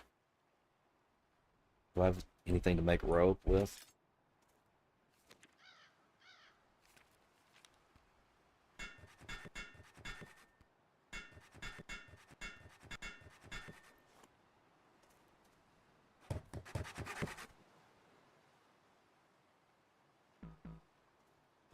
I need a lot of rope.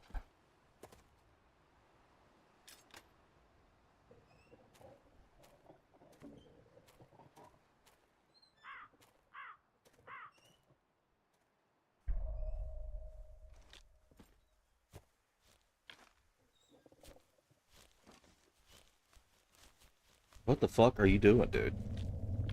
What the fuck? Fuck off. Come here, boy. Give me my fucking wheel back.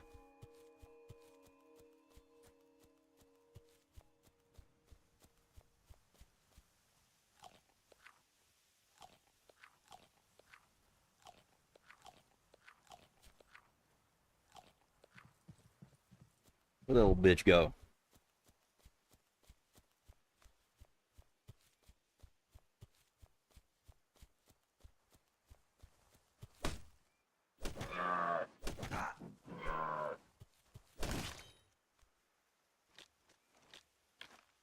I really need a fucking knife, but I can't fucking craft it for some reason. Come here. I don't even care about this anymore. Come here.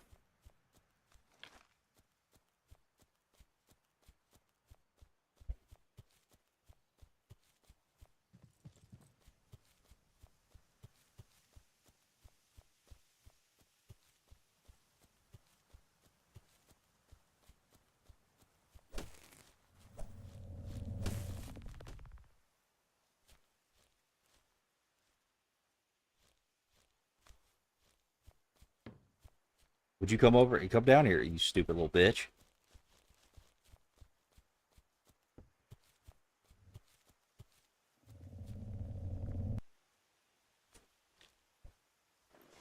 Get the fuck out of here.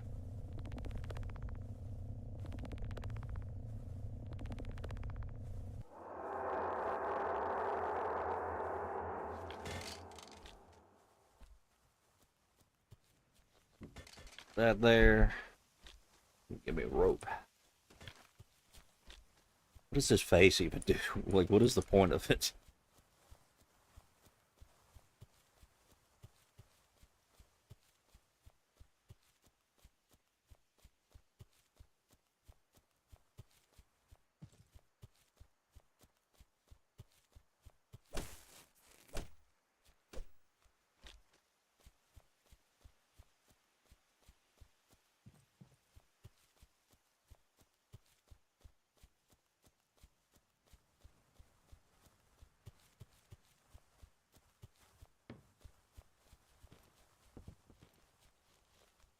Oh, you little fucker. Come here. I'm not gonna even bother. I need a fucking, I need arrows to chase his ass.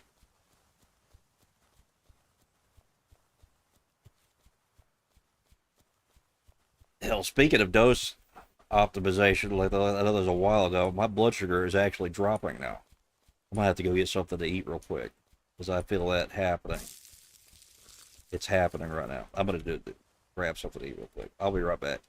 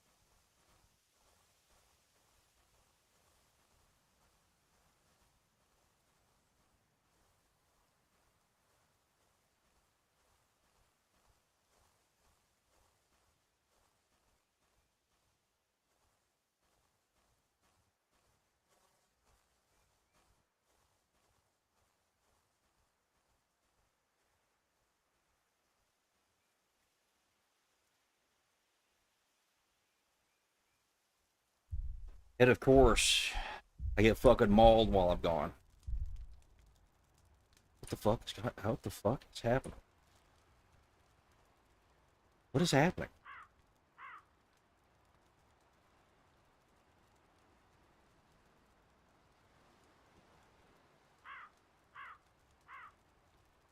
Okay.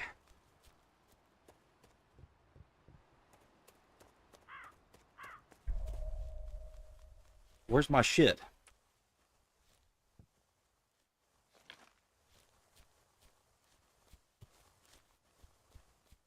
All right, we need to grab some logs. What we need to do.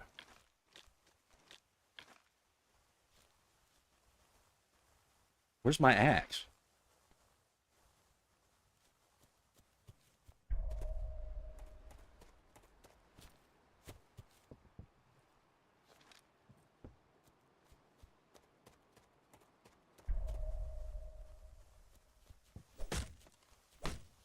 This little bitch. I'm fucking get the hell out of here. Oh, we'll see if that works. I gotta eat something, but that's not gonna work. Every once in a while, when I've drank, like my fucking blood sugar acts a little wild for a little bit, and I'm starting to think that maybe that's what's happening. So, oh my lord! So if that's happening, I'm probably gonna have to stop the stream and just go take care of that for a while. We'll know in about 15, 20-ish minutes. Well, we'll know pretty soon, actually.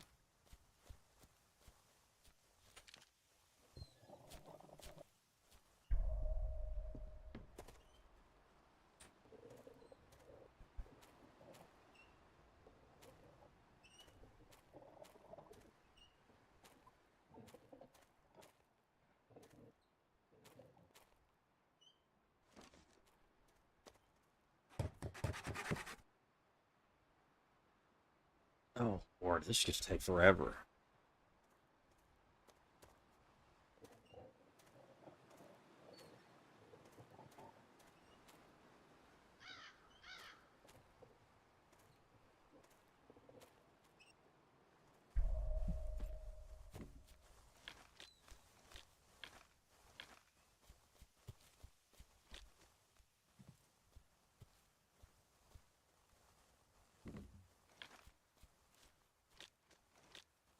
Welcome back, Emmett. You almost got me in trouble.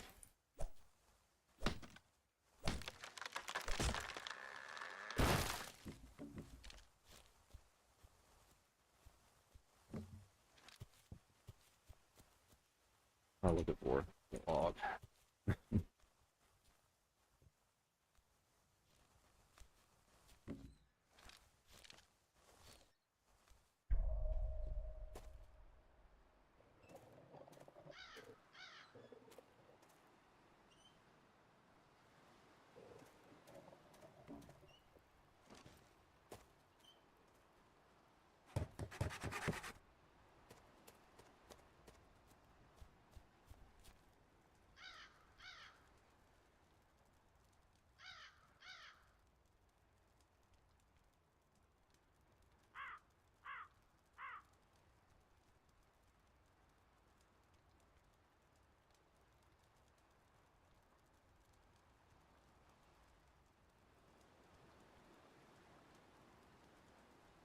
Sorry, reading something.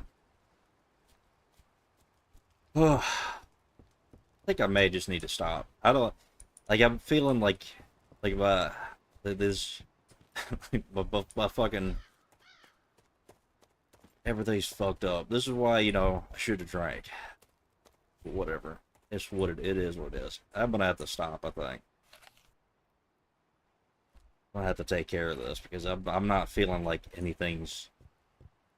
I'm feeling off. I think I just need to go sit and take care of that. But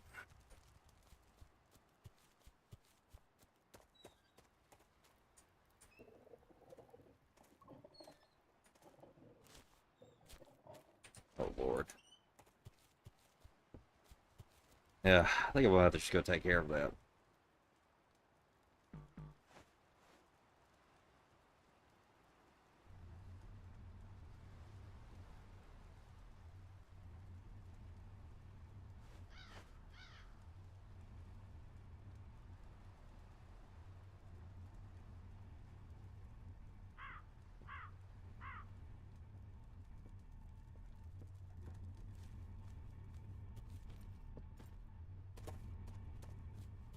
Yeah, I'm just gonna have to do it.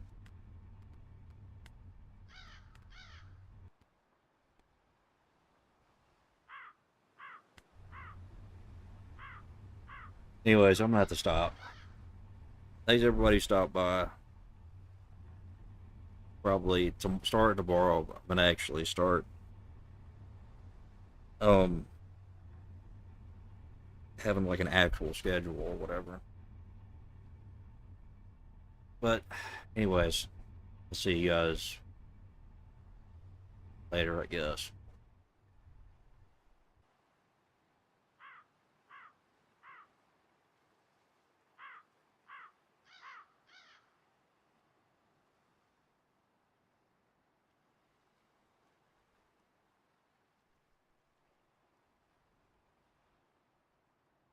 Oh, okay. So yeah, I'm gonna stop. I gotta actually go take care of this. It's actually fucking with me way worse than I thought.